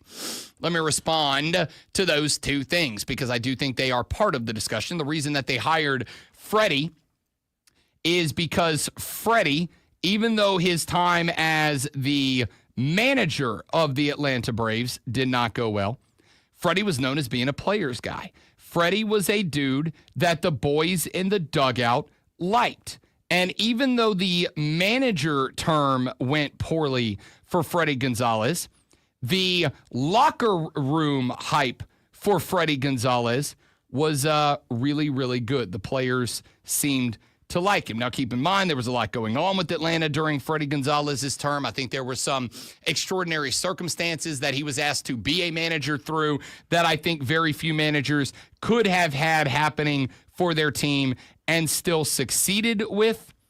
But the Braves right now, over the past couple of years, have built I would be willing to say, reputation as a vibes team, a team that is just a fun team, a team that's easy to root for. But what the Braves did not either recognize or prepare for over the past couple of years is that vibes teams, when you suck, are really hard to root for. Because it is hard for me as a fan who, yes, maybe my fault, but I was not the only one, had expectations of the team this year. Not necessarily that they would win the World Series, but at least that they would be competitive. When you have expectations, and you don't just fail to meet those expectations, but you fail spectacularly to meet those expectations, then it is hard to watch the boys dancing around in the dugout and be like, yay, I'm having a good time. When the Braves are World Series contenders, yeah, I think it's great when they're all storming the field with panda bear plushies and fake pirate swords. That's fun. It's not as much fun when you entered the year with expectations, and here we are in June, and you are now a worse team than the Washington Nationals, which is a real thing. The Braves are now fourth in the NL East behind the Nationals. That's not good. So I think the reason that Atlanta decided to bring back Freddie was multifold. Number one, Brian Snitker's done at the end of this year. The popular thought amongst the Braves fans is that this is Snit's send-off year, that he is going to retire at the end of this year. I'm gonna work right now on the assumption that that is true, because the other assumption right now, or at least the other discussion right now, is what if Snit doesn't retire? What if he says, I don't want to go out a loser? I'm coming back for one more. Then the hope would be, thanks for all you did, Snit, but at the end of the day, we can't do another year like that, because the Braves have other problems that they have to deal with. I learned this yesterday. There was a recent change in the federal tax code that the highest 5 employees, highly paid employees of any publicly owned entity, their salaries cannot be tax deducted, right? Which means that the 5 highest Brave salary on an annual basis cannot be tax deducted. They are taxable, which, according to the 2 sources that I found this one from yesterday, will cost the Braves an additional $19 million per year in federal taxes.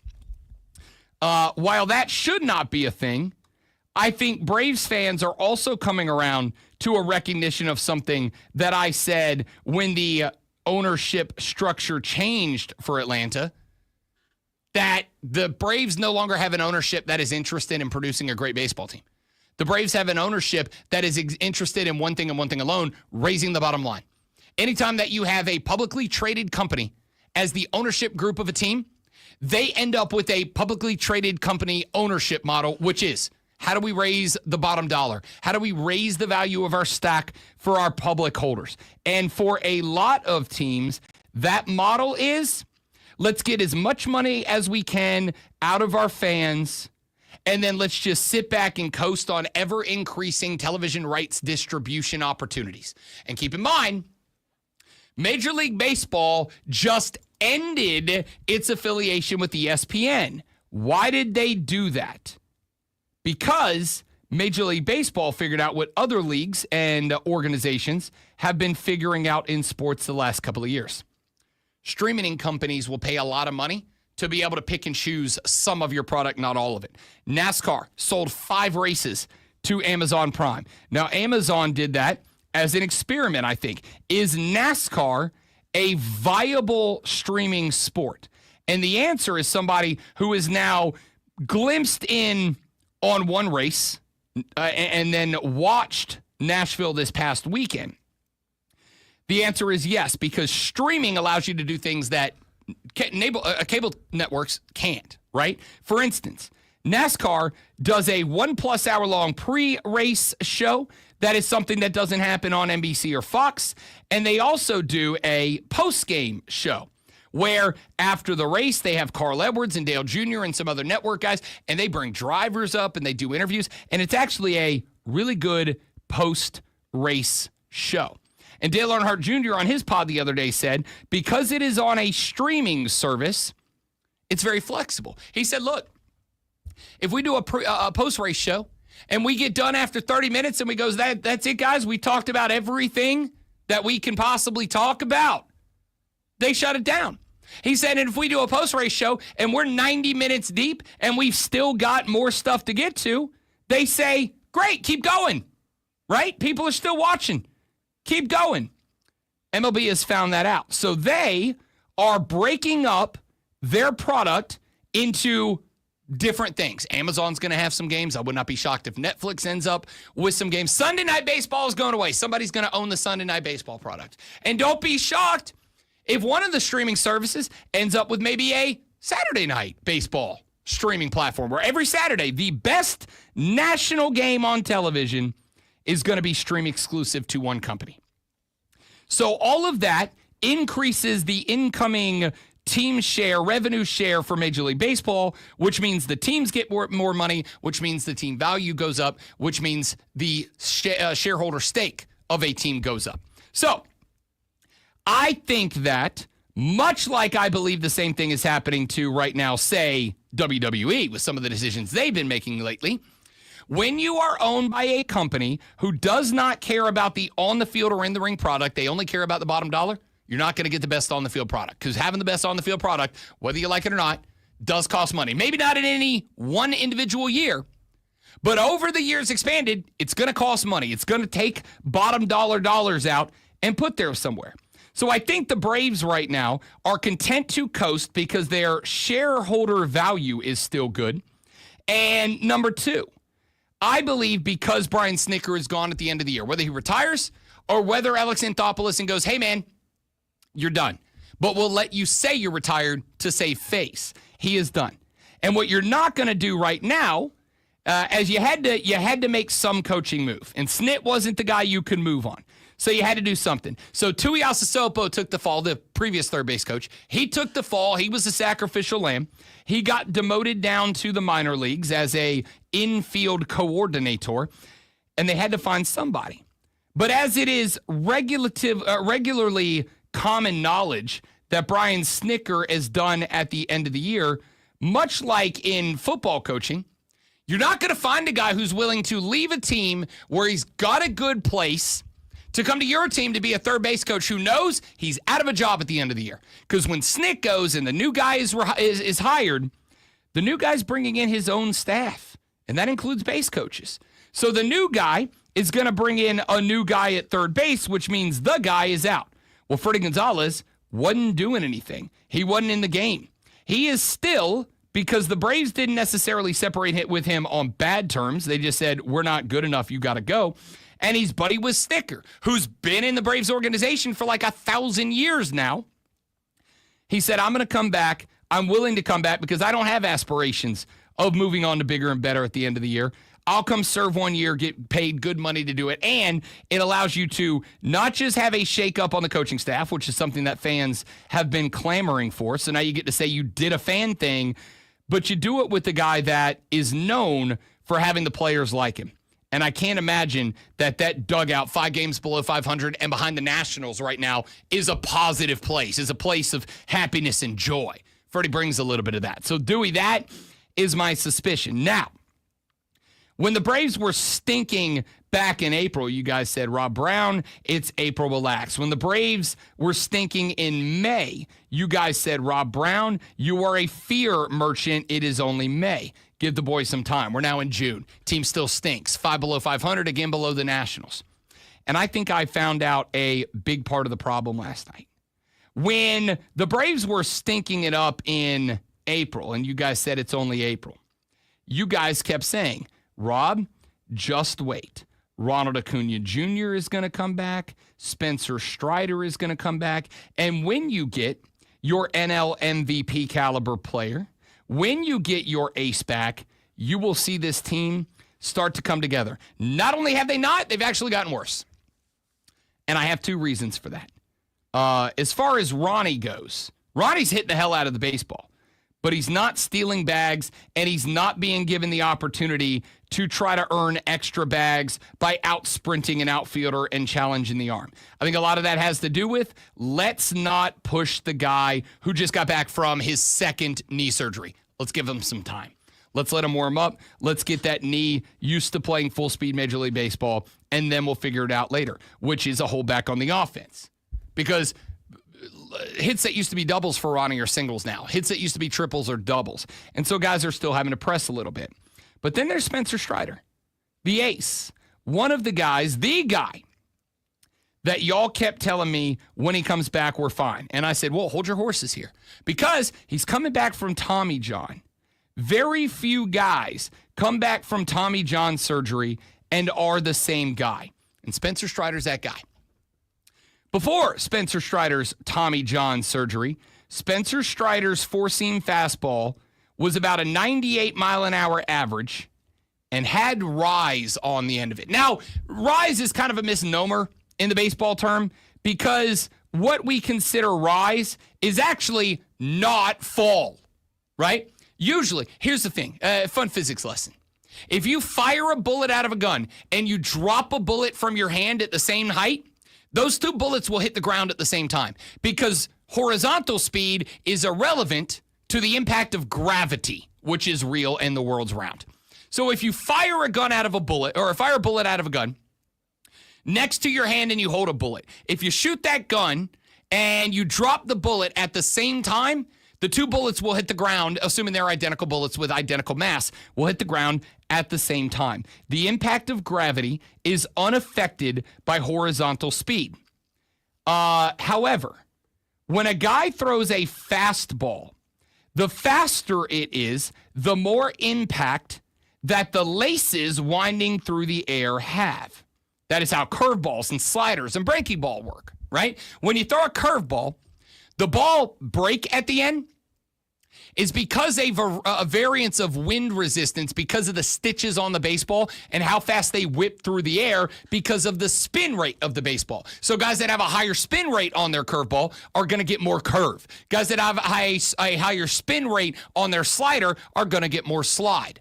The reason a knuckleball knuckles is because when you release the knuckleball, you release it with no spin. The ball isn't spinning in any direction. So as it travels through the air, the wind blowing over the laces of the ball cause it to move with that kind of weird left, right, up, down motion that a knuckleball is famous for. It's also why it's very tough to throw a knuckleball because if the ball has any spin on it at all, it will not knuckle at that point.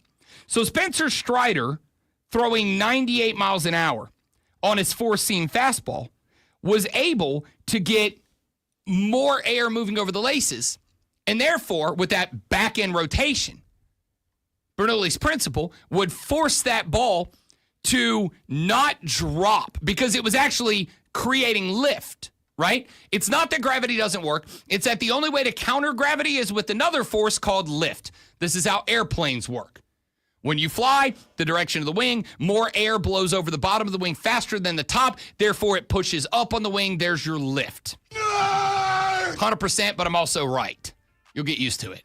So when Spencer was throwing 98, 99 consistently, he created more lift on the fastball. That fastball did not suffer the impact of gravity towards the end of the pitch as much as other guys, which means that that ball didn't have that fall off at the end like most fastballs do, right? And so guys would swing over the top of it. The problem is since Tommy John, I was watching last night, the last two outings from Spencer Strider, his four-seamer sitting about 94, 95 miles an hour right now. What's that mean?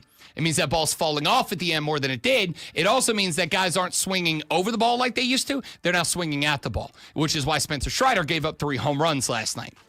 If Spencer Strider doesn't figure out one of two things, either A, how do I get that 3 miles an hour back? Which, let's keep it a buck, may not be possible. He's going to get shellacked. Or if Spencer Strider doesn't get better about his placement and learn it's more about command than velo now, he's going to be in trouble. So why not send Spencer down and give him the opportunity to work on one of those two things? The answer is twofold. Either A, the Braves don't believe they have anybody they can call up and get even production that matches injured Spencer Strider, or B, the Braves have punted on this year. This is a throwaway year, and they are now allowing Spencer Strider to use actual MLB competition to work on his stuff. Either way, not good for the Braves. Cool. Wide receivers on our Ultimate Flag football team when we come back on the Rob Brown Show in the Fan Upstate.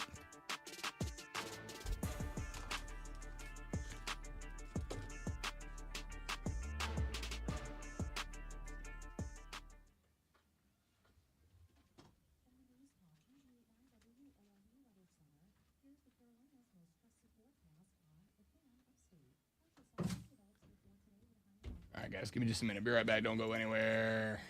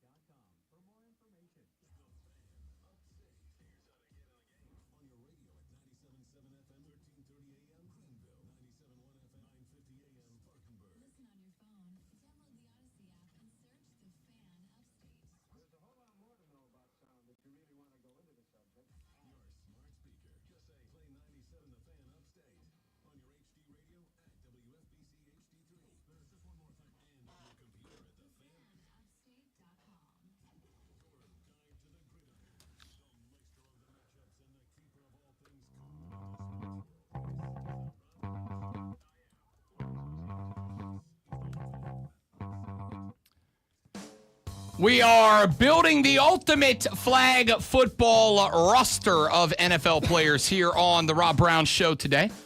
Lonzo and I have been suggesting players for positions, and then we are leaving it up to you to vote on who you believe should get in. Here are the players that have been selected so far. At quarterback, I suggested Jaden Daniels of Washington, Baker Mayfield at Arizona. Baker Mayfield of Tampa Bay. Lonzo suggested Kyler Murray of Arizona and Shador Sanders from Cleveland. You guys were given the opportunity to vote on that. You selected Jaden Daniels of Washington and Kyler Murray of Arizona. Lonzo and I both get one player on the board. At running back, I selected Bijan Robinson of Atlanta and James Cook from Buffalo.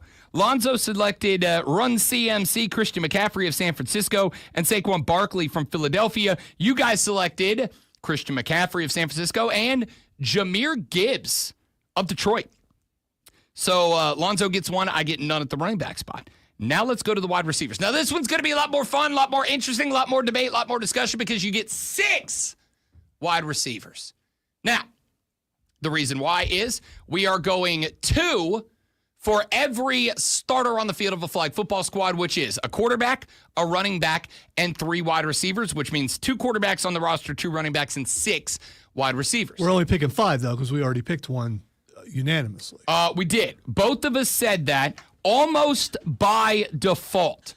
Travis Hunter of Jacksonville's got to be on this squad because one of the things that has to happen is you got to have some two-way players because you only get limited roster spots. To have two-way players allows you to free up a roster spot. So we both said that Travis Hunter's got to be on this squad. There's no other guys that I trust. That being said, are there any wide receivers you think could play defensive back? Are there any defensive backs you think could play wide receiver? Now, don't worry about the defensive backs yet because on Friday's edition of the show, we are going to pick the Rob Brown Show Ultimate Flag Football Team defense.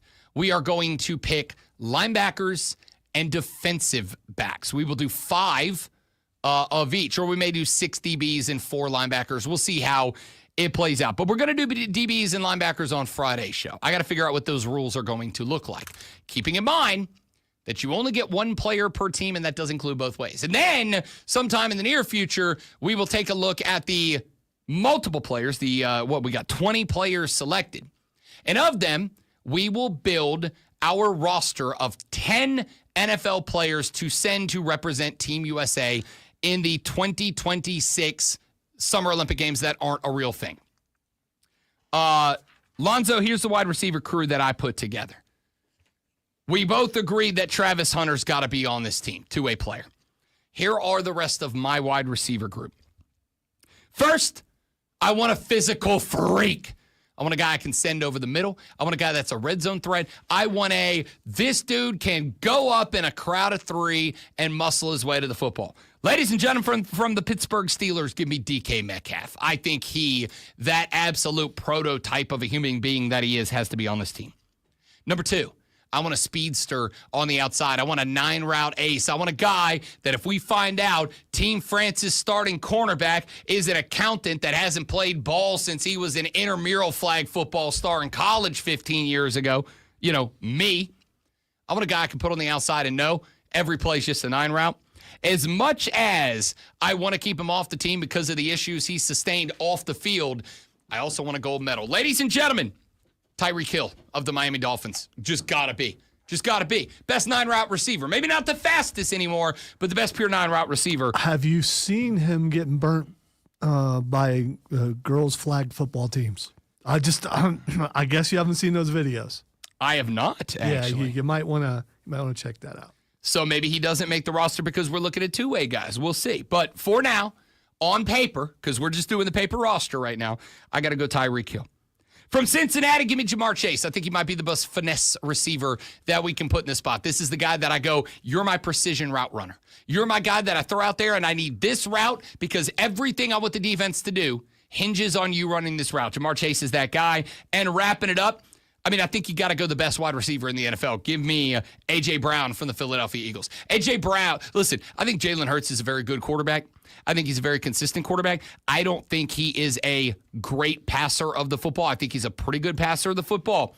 A.J. Brown is the reason why for that. And if that's the case, I got to put him on the squad to help out whoever is the QB. So my wide receiver list goes A.J. Brown from Philly, Justin Jefferson that's my other one, Justin Jefferson. Of course, Justin Jefferson. Dude might be the most gifted wide receiver in the game. So I will take the best in the game, A.J. Brown, the most gifted in the game, Justin Jefferson, the most technically sound in Jamar Chase, the fastest, Tyreek Hill, or at least the best 9-route runner, Tyreek Hill, and the freak of nature, DK Metcalf, and then Travis Hunter rounds out spot number 6 because that's a guaranteed two-way player. Great one. Okay, let us do my 5. We already know who my 6th is. So, excuse me. My first one is from the Los Angeles Chargers, Ladd McConkey. Okay. And I'm going for a certain size, and all my guys had over 1,000 yards receiving. So my second receiver is Puka Nacua. Okay, he didn't have 1,000. He had 990, but he also had some injuries. My third is Jackson Smith and Jigba. Going with the hometown boy. My fourth is Terry McLaurin. Scary Terry. I like it. And my fifth is Garrett Wilson. I want you to know. You might notice a trend of the last 3. I may notice a trend. Because first of all, I got Ladd McConkey and Puka Nacua, certain size, right there with Christian McCaffrey, interchangeable, those 3 guys. And then I went with wide receiver U, which is the Ohio State University. All right, so Ladd McConkey, Puka Nacua, Jackson Smith and Jigba, Scary Terry McLaurin. Who were the last 2 again? Garrett Wilson. Okay. I thought I already picked 5. Oh, and Travis Hunter. That's right, because we got Travis Hunter as the default. Okay. All right. So Ladd McConkey. Here's the thing. Terry McLaurin, Scary Terry was on my list, but I'm going Jaden Daniels. That's my Washington guy. All right. As much as I'd love to partner up, you only get one. I went with my Washington guy, so I'm going with Terry McLaurin. Now, here's what I'm going to say. As we started with quarterback, I think we've got to, just for the sake of putting the Rob Brown Show team together, Jaden Daniels has been selected by the Rob Brown Show Armada to represent our QB spot. So you're saying I need to pick somebody else. I'm saying you got to pick somebody else outside of Scary Terry. He cannot go because we've already got Jaden Daniels going. You cannot pick a wide receiver from Washington, Arizona, San Francisco, or Detroit. Okay. I guess I go with Jamar Chase then. Jamar Chase is now a consensus pick for Rob Brown and the great Walonzo. So as of right now, we have a member of the Commanders in Jaden Daniels and the Cardinals in Kyler Murray. We have a member of the 49ers in Christian McCaffrey and the Lions in Jahmyr Gibbs. Cannot select a player from those teams. Everybody else is on the board. I have gone A.J. Brown from Philadelphia, Justin Jefferson from Minnesota, Jamar Chase from Cincinnati, Tyreek Hill from Miami, and DK Metcalf from Pittsburgh, as well as Travis Hunter from Jacksonville. Lonzo is going Ladd McConkey from Los Angeles. Almost did it again. Puka Nacua from the Rams. Jackson Smith and Jigba. Jamar Chase. Garrett Wilson. And Travis Hunter as his 6 as well. Texter says Jeremiah Smith, Jackson Smith and Jigba, Emeka Egbuka, Travis Hunter, Jamar Chase, Justin Jefferson. Buckeye Mike is just homering it up big time today, which I respect. See, here's the problem with doing it this way. If you're picking a current college player like Jeremiah Smith, you don't know what NFL team they're going to be on. Here's the thing. If they're not on an NFL team yet, there's no restrictions anywhere else. Yeah, but they will be then. That is also true. But we're doing it for the fictional and fantasy 2026 Summer Olympics. All right. So college teams, you could pick like 4 or 5 guys from a college team. All right. You could pick the entire offense of your horse chestnuts if you wanted to. Just go, I'm saying it Ohio State. And honestly, I kind of don't hate that idea, to keep it a buck. Still not, don't have a proven quarterback yet, so I don't know about Fair that. enough. But the receiving core, yeah, for sure. Yeah, you could say I'm going to send Lenora Sellers with the Buckeyes wide receiver crew.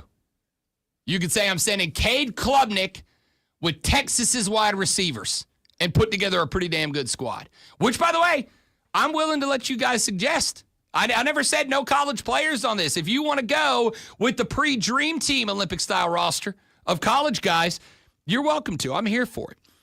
So your picks, Mason checks in, said Jamar Chase, Justin Jefferson, CeeDee Lamb, Malik Neighbors, Nico Collins, Marvin Harrison Jr. on the bench. We've got a couple of comments. I like the Malik Neighbors pick, too. Can't use Marvin Harrison Jr., though. That is also true.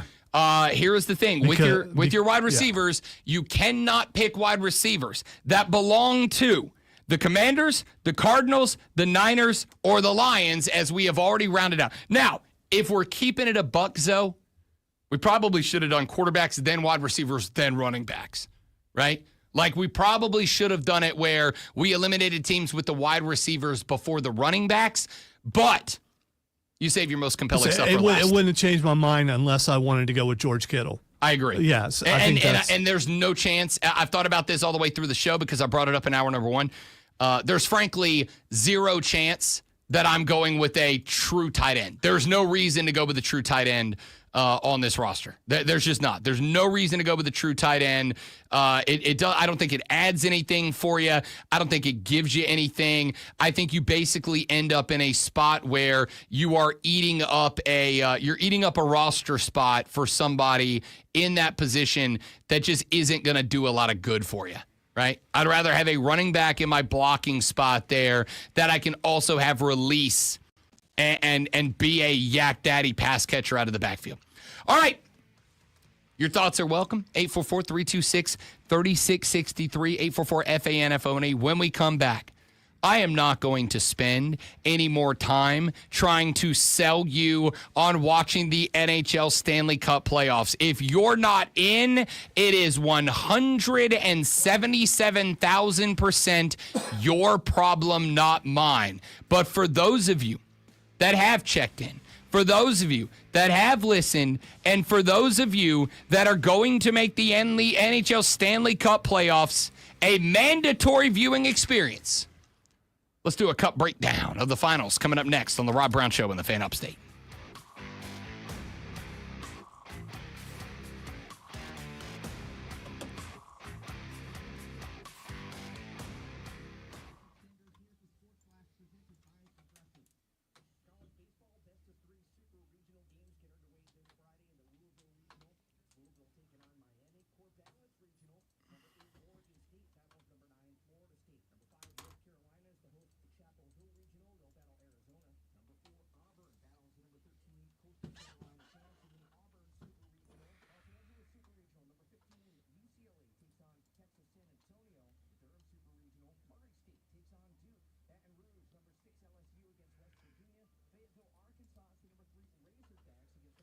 Chase, Malik, Jeremiah Smith, Ryan Williams, you, and Travis Hunter. Ryan Williams is a good pick. So's what's-his-face from Ohio State. Both good college Jeremiah picks. Smith. Don't say what. Yeah. I couldn't remember. I was blanking on his name. Oh, Shane literally has Jeremiah Smith in the answer. I'm an idiot. I just stumbled across a online blog called Sideline Sports hosted by Rob Brown with an E on the end. Wow. I know. Identity. And he's wearing a cowboy hat. Identity theft. You haven't worn the cowboy hat like once on this show? That's also true.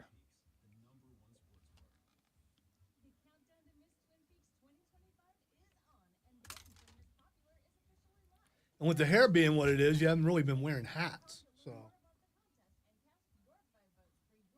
I got good flow, baby. 1.5 minutes.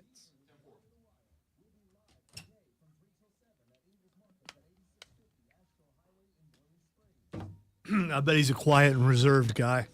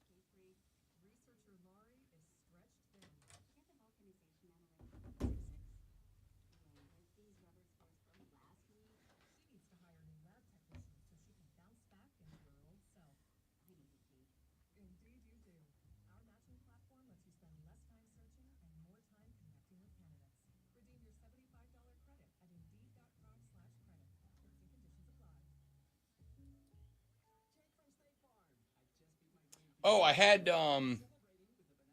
the Kelsey's Garage beer the other day. It's not bad. Good daytime beer. Did you say daytime? Yeah, good daytime beer. Okay. Like when it's real hot outside, you want a beer? Good daytime beer. So at what point does the daytime beer no longer work? Nighttime. Or when it's not hot. But when do you consider night? Is it when complete nightfall or dusk? I would say when the temperature cools off. Is there a dusk beer?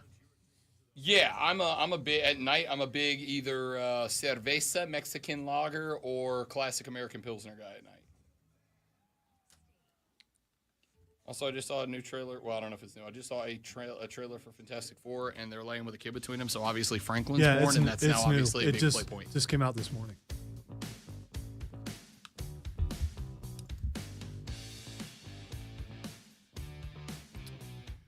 We played you some audio from the Carolina Panthers blueprint video earlier, and then some audio from Ian Rappaport joining Pat McAfee on his show yesterday. The audio in question.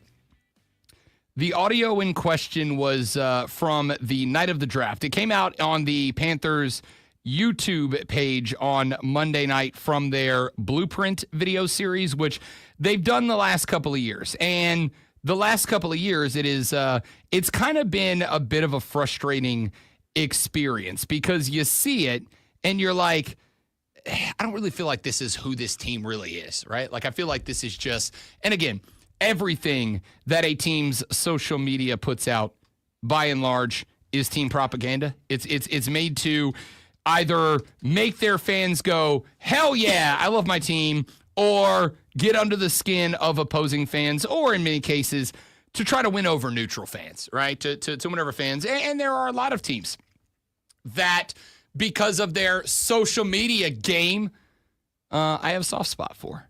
I really do. By the way, did you see what the Falcons did over the weekend? It's my favorite dumb internet thing.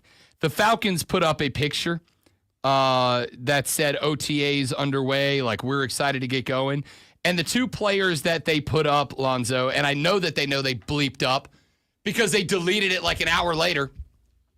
The two players that they put up are wearing jerseys number 28 and 3. They did it on purpose. They did it on purpose. They absolutely did. I saw that. I'm like, okay, you're just making fun of yourself, I guess. Yes, as we all know, it's a wonderful strategy to publicly own yourself with the biggest public own of your franchise's history. As you and I both know, self-deprecation is disarming, for sure. I don't disagree. I mean, listen, the Falcons were the talk of the internet for about 18 hours because of that picture. Whether they did it on purpose or not, freaking hilarious. All right? If they self-clowned, even better for me as a Saints fan. If they unintentionally did it, still great for me as a Saints fan, even better as like generic NFL fan. So everything a team's social media arm puts out is propaganda, is designed to make you feel a certain way about the team, whether you already like the team, already hate the team, or are apathetic towards the team.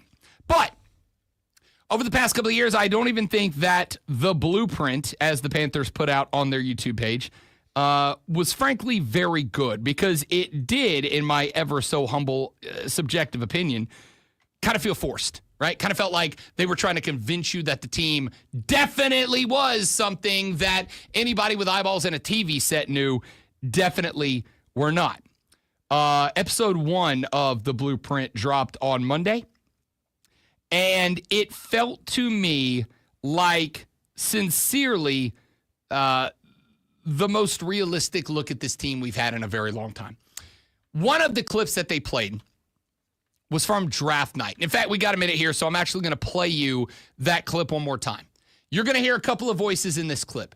You were going to hear right out of the gate the voice of Dave Canales, the head coach of the Carolina Panthers. Then you are going to hear the VP of Football Operations, Brant Tillis, and you're going to hear him in two capacities. One, in an interview capacity where he is actually sitting down with the crew that is making the blueprint. And two, you are going to hear him working the phone on draft night.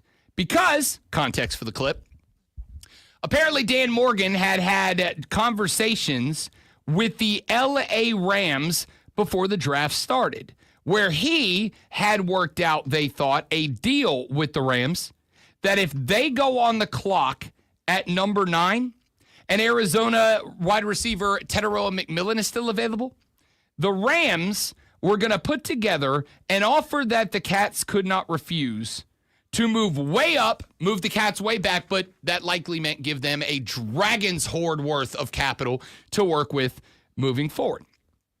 Well, on draft night, wouldn't you know it, pick number 8 comes on the clock, and Teteroa McMillan is available. So you're going to hear Brant Tillis talking about the vibes going into that pick.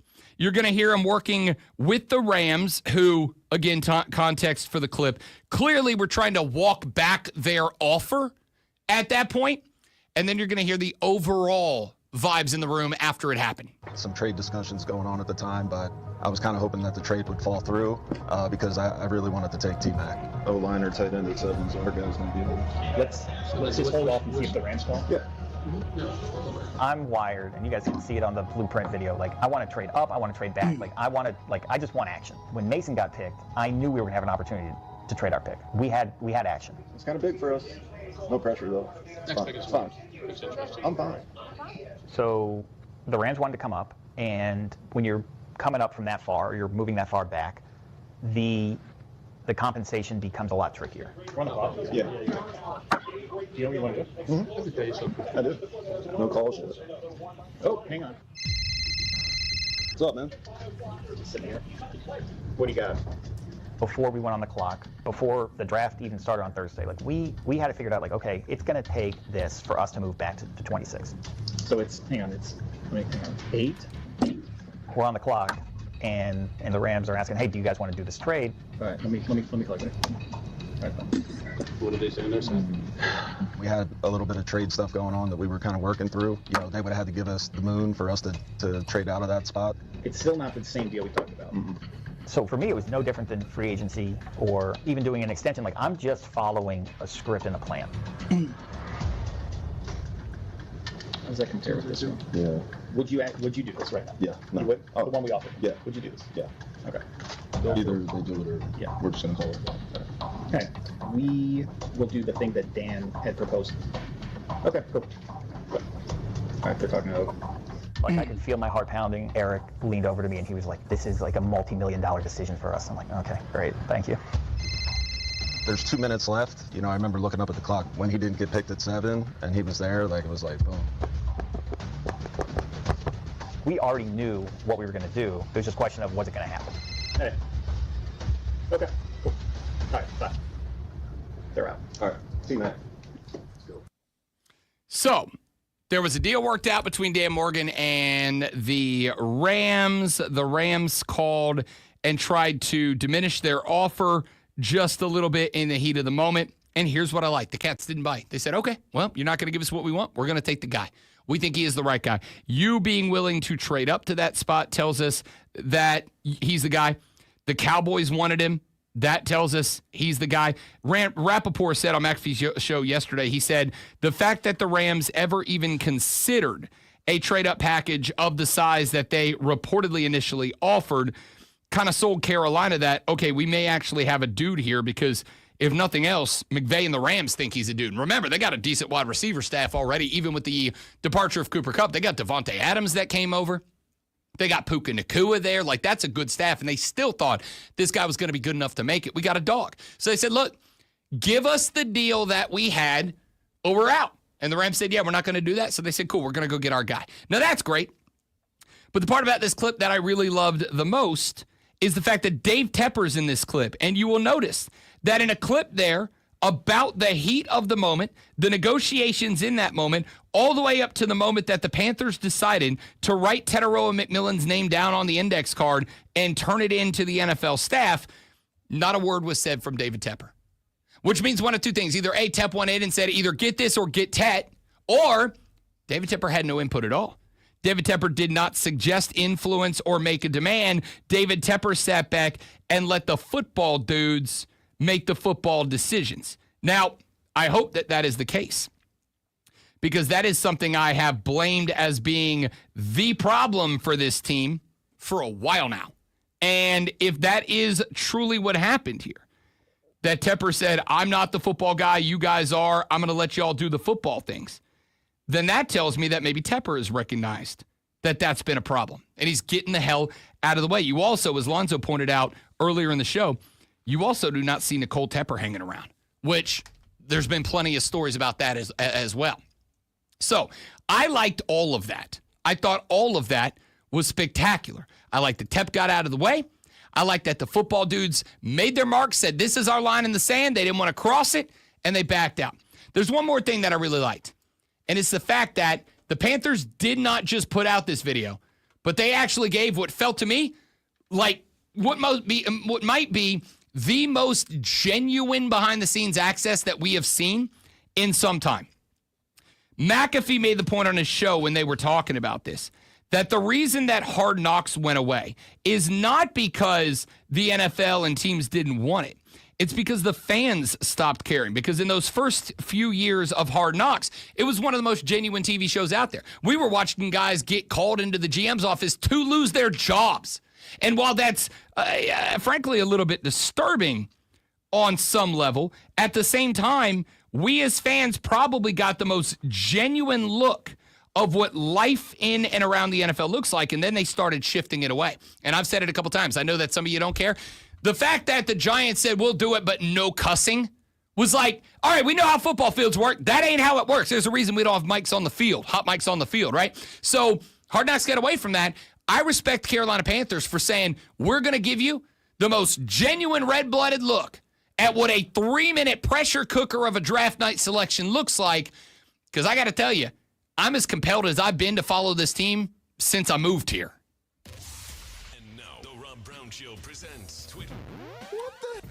All right, you turn around and 4 hours are gone by. Time to find out what is Xing. Rob's going to let us know why these people, things, persons, whatever, are Xing. The first one is Mike Malone. Michael Malone is Xing. It's Michael Malone, by the way. Get it right or he will correct you. Sorry, Michael.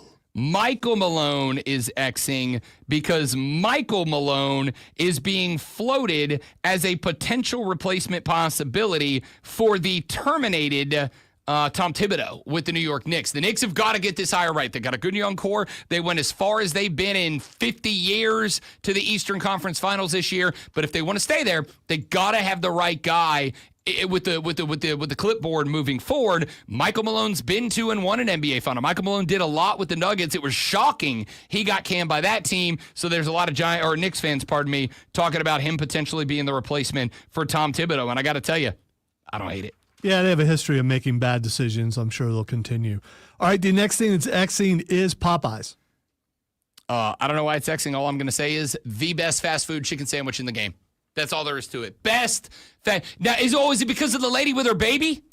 No, it's actually there is a social media war between Popeyes and McDonald's over new snack wraps. MacD's, let me tell you, you were an institutional part of my childhood. You are still, I'm a big Filet-O-Fish guy. You were still a regular pop-up in the Rob Brown Show. However, if there breaks out a war between the Popeyes people and the McDonald's people, I will brandish the spear and claim the mountain on behalf of the best fast food chicken place in the game, Popeyes. Well, it's not about whether one is better or the other. It's about their social media posts. And we know that the winner, hands down, is whoever handles Wendy's accounts, because they would put them both in the dirt. Wendy's social media account is savage. All right. The next thing that's Xing is the artist formerly known as Mariah May. Mariah May Xing, or I guess whatever. Did she have a name change? They haven't said what her name is yet. Yeah. Mariah May, former AEW superstar, made her debut on NXT last night. We do not know what her new ring name, if there is a ring name, is going to be.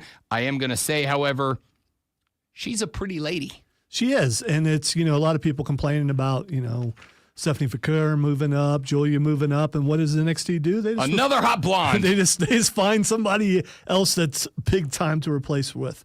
All right. The next thing is Xing is Michigan. Michigan. Not for a good thing. Ooh. Well, then I don't know. You don't know. I mean, this is real world stuff where some Chinese. Oh, I did see that. I didn't know it was in Michigan. So few. They were smuggling them to take them to Michigan University to actually research them there. Yeah. So a few Chinese nationals have been arrested for smuggling samples of biological viruses into the States. They claim to take them to a university laboratory to study them. And there's a lot of political background into this one. The current administration has made it no secret that they are going to walk back funding of certain medical research around America, and they're going to claim that is because of that depleted funding for research that they have to do this in order to study what could be the source of the new pandemic. Of course, the other side is, why are Chinese nationals bringing biological viruses, which could be turned into biological weapons, into this country without proper approval? Here's the thing. If you look at what they actually brought in and what it could do to our food, look at that. It's disturbing. All right, and finally, the last thing that's Xing, positive note, Keith David is Xing. I got nothing for Keith David. All right, Keith David is 69 years old. By the way, Keith David was in The Thing. He was in They Live. He's a big-time video game voiceover, including Mass Effect, Halo 2, Call of Duty. He's the voice of Spawn. He's been... As a fellow nerd, I thought you would know who he is. He's a guy whose voice, if you hear it in something, you would know who he was. Fair enough. There's an old Irish proverb, may you live in interesting times. Guys, I'm tired of the interesting times. Can we live in boring times for a little while? Can we just live in boring times for like 10 minutes? I would appreciate it. Hey, that's it for us. Y'all have a great rest of your day. If you didn't like the show, it sounds like a you problem. Come back tomorrow. Maybe you'll like it more. Have a great rest of your day. Don't drink and drive. I'll punch you in the face. For Lonzo, I'm Rob. See you back here tomorrow to do it all over again, but better on the Rob Brown Show in the Fan Off State. Later. Before we go, guys, let's get a mic drop.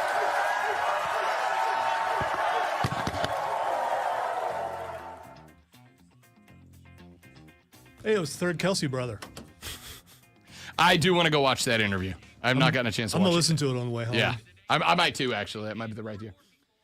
You should watch the video the Patriots put out on YouTube. Very similar to what you're describing with the Panthers. I think it's awesome. Tiger Truther, I did not know the Patriots did one, or I would have done that. I will watch that today as well. Vrabel looking stoic while something weird is happening behind him, probably. I've never seen any of those videos before. Is Mike Vrabel coaching Dan Morgan? Or is Dan Morgan coaching Mike or GMing Mike Vrabel? Yes. Yes, just yes. All right, guys and gals, living in precedented times sounds great. Yeah, completely agree. I don't want to live in interesting times anymore, guys. I'm over interesting. I want to live in boring times. Shane said the horse chestnut. Buckeyes are called horse chestnuts. That's no, they're not. That's why it's so much fun. It's something he made up. They're the same thing. I'm not. I read it on Wikipedia. Yeah, you made it up. All right, that's it for us. Thanks for being here. You're all spectacular, amazing, incredible people. I appreciate your time, energy, and affection. Tell your friends about us so we can get popular and then get rich and then retire. Bye.